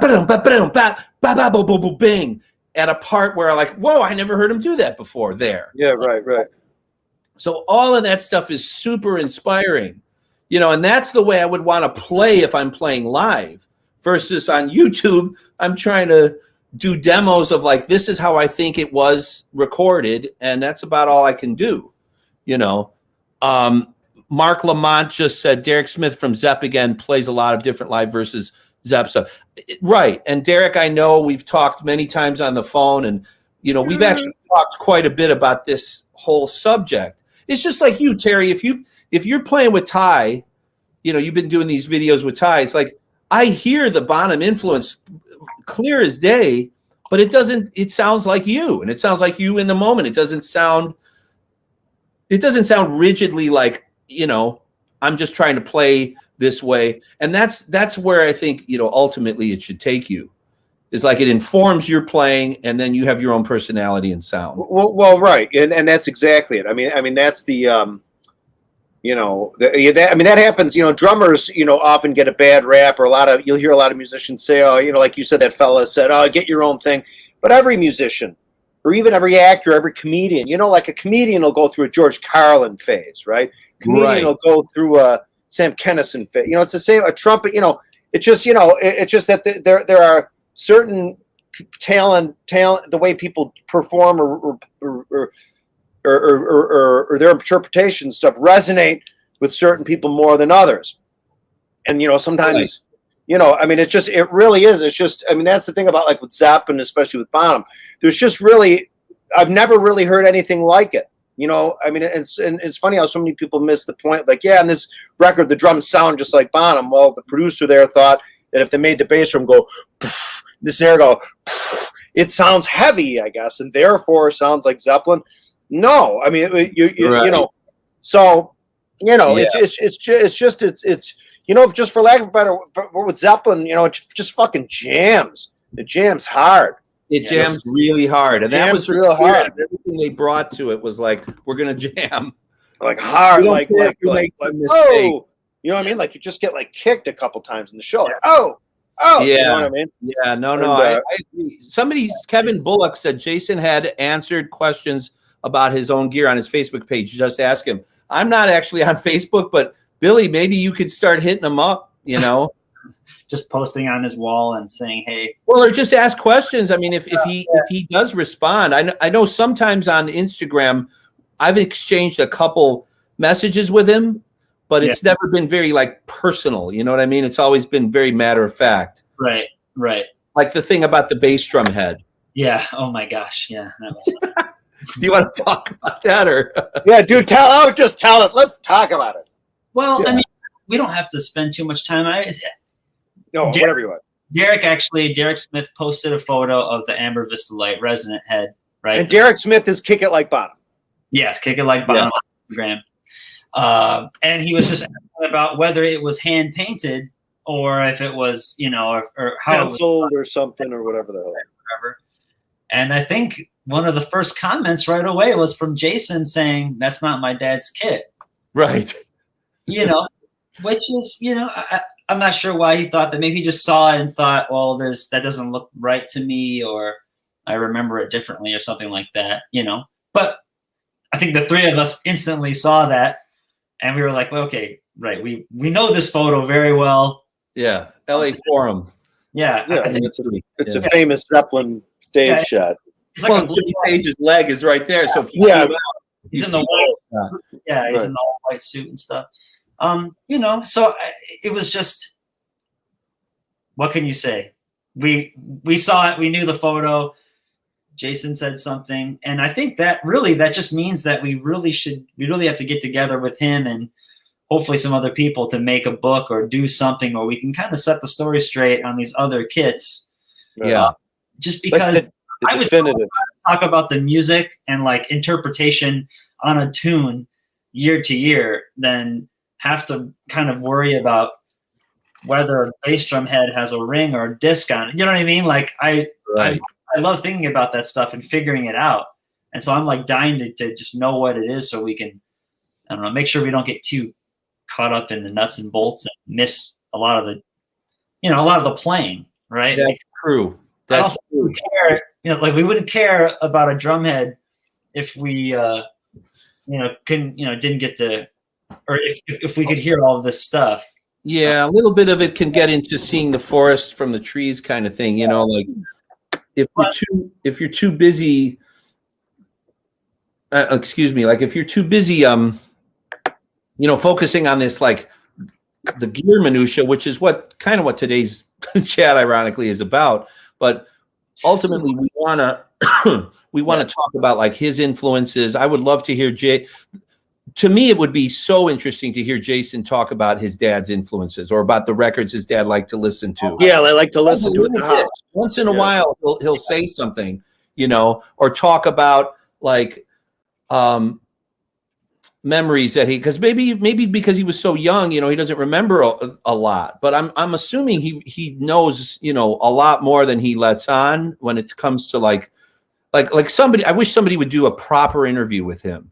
Right. Oh, wait, Paiste Bob in the house. Bob's in the house. Paiste Bob. Oh, yes. Okay. Right. Bob, we hope you're feeling okay. Bob wasn't feeling good. So yeah, maybe reaching out to him on Facebook once in a while is a good thing to do. I don't know. Yeah. He probably gets tired of the nerdy, like, hey, your dad, this and that, your dad, I think he did that. I don't know. Maybe he just kind of resents a lot of prying into, it's like, that's what made him unique. And, not going to give away all the secrets, the magic dust or whatever. I don't know. Yeah, I get that. I totally get that. Yeah, you can understand that, Have the time. Oh, sorry, Billy, go ahead. I was going to say, I mean, and not to say that I don't love nerding out on the gear. I don't think that's in question at all, right? With the three of us. It's just, I just like, it's like the needless arguments and stuff like that with other drummers where it's like, we could be talking about like, like the burying the beater conversation is cool because that's a practical thing. That's like, we all have to deal with that or consider that when making music, Right. So, I just wanted to say, Rob the Timekeeper asked, which live show would you recommend for someone who only knows the studio versions? Well, aside from what's officially released, which is, great and classic, like Song Remains the Same and How the West Was Won and Royal Albert Hall, I would suggest Blueberry Hill Bootleg, which is Los Angeles Forum, September 4th, 1970. That's a really great show shortly after the Royal Albert Hall show. So there's the addition of some of the newer third album material. By then they started the set with Immigrant Song instead of We're Gonna Groove. And that's just such a great show, start to finish. And the fidelity is good. And you also get the vibe of being at the concert because it's an audience recording. Yeah. And then the other classics are like Listen to This Eddie Bootleg, which is June 21st, 1977. Also a really well-recorded audience recording by the legendary Mike Millard, Mike the Mike. And then some of the soundboards from 75, are great, like Baton Rouge or New York. Robert Plant's voice was pretty rough in that era, but Bonzo's drumming is outstanding, and the lights are recorded crystal clear on the soundboard. Sorry, George, which show is that? That one you just said Any about of the 75 stuff? Okay. Anything from the U.S. tour that's on soundboard, like Baton Rouge, Dallas, St. Louis, New York. But really some of my favorite stuff, like if you want to hear something a little more obscure, but just killer, is the Australian tour from 72. It's February of 72. And there's if you just go on YouTube, you can find all of these shows. Just go to YouTube and look up Led Zeppelin Australia and live shows that these young guys are posting now. They're cleaning up the sources and remastering them, EQing them as best as you could get for sound quality. And like Melbourne, Adelaide, Sydney, those are all really killer shows from 72. Sort of a transitional point too, before like right when they became super mega stars in the 73 tour. Yeah. And then also the Japan 71 tour, I would say, is essential. So that's September of 71, like the classic Osaka 929, September 29th, that show. That's just amazing. And the soundboard, a larger soundboard fragment was found recently, and it just, people have done fan merges and fan remasters that are killer. So I would start with those. LA Forum in 70, Japan 71, Australia 72, all goodies. And then of course the 77, Listen to This Eddie. And Copenhagen 79 is a great one, the warm-ups. Copenhagen warm-ups before they played Nebworth. Much better than the Nebworth shows. The Copenhagen warm-up show is like almost it's about as close to an airtight Zeppelin concert as you're going to get post 1975. What, the Copenhagen? Yeah, they play everything clear, great, and concise, and it's not like, you know, at that point they were cutting the waffle, as they called it. They were not doing the long extended jams like No Quarter and Dazed and Confused. They were trying to put a tighter, leaner set together. Yeah. And it's basically the same as the Nebworth show, but to me, Paiste is playing like 1973 level. Yeah, he's just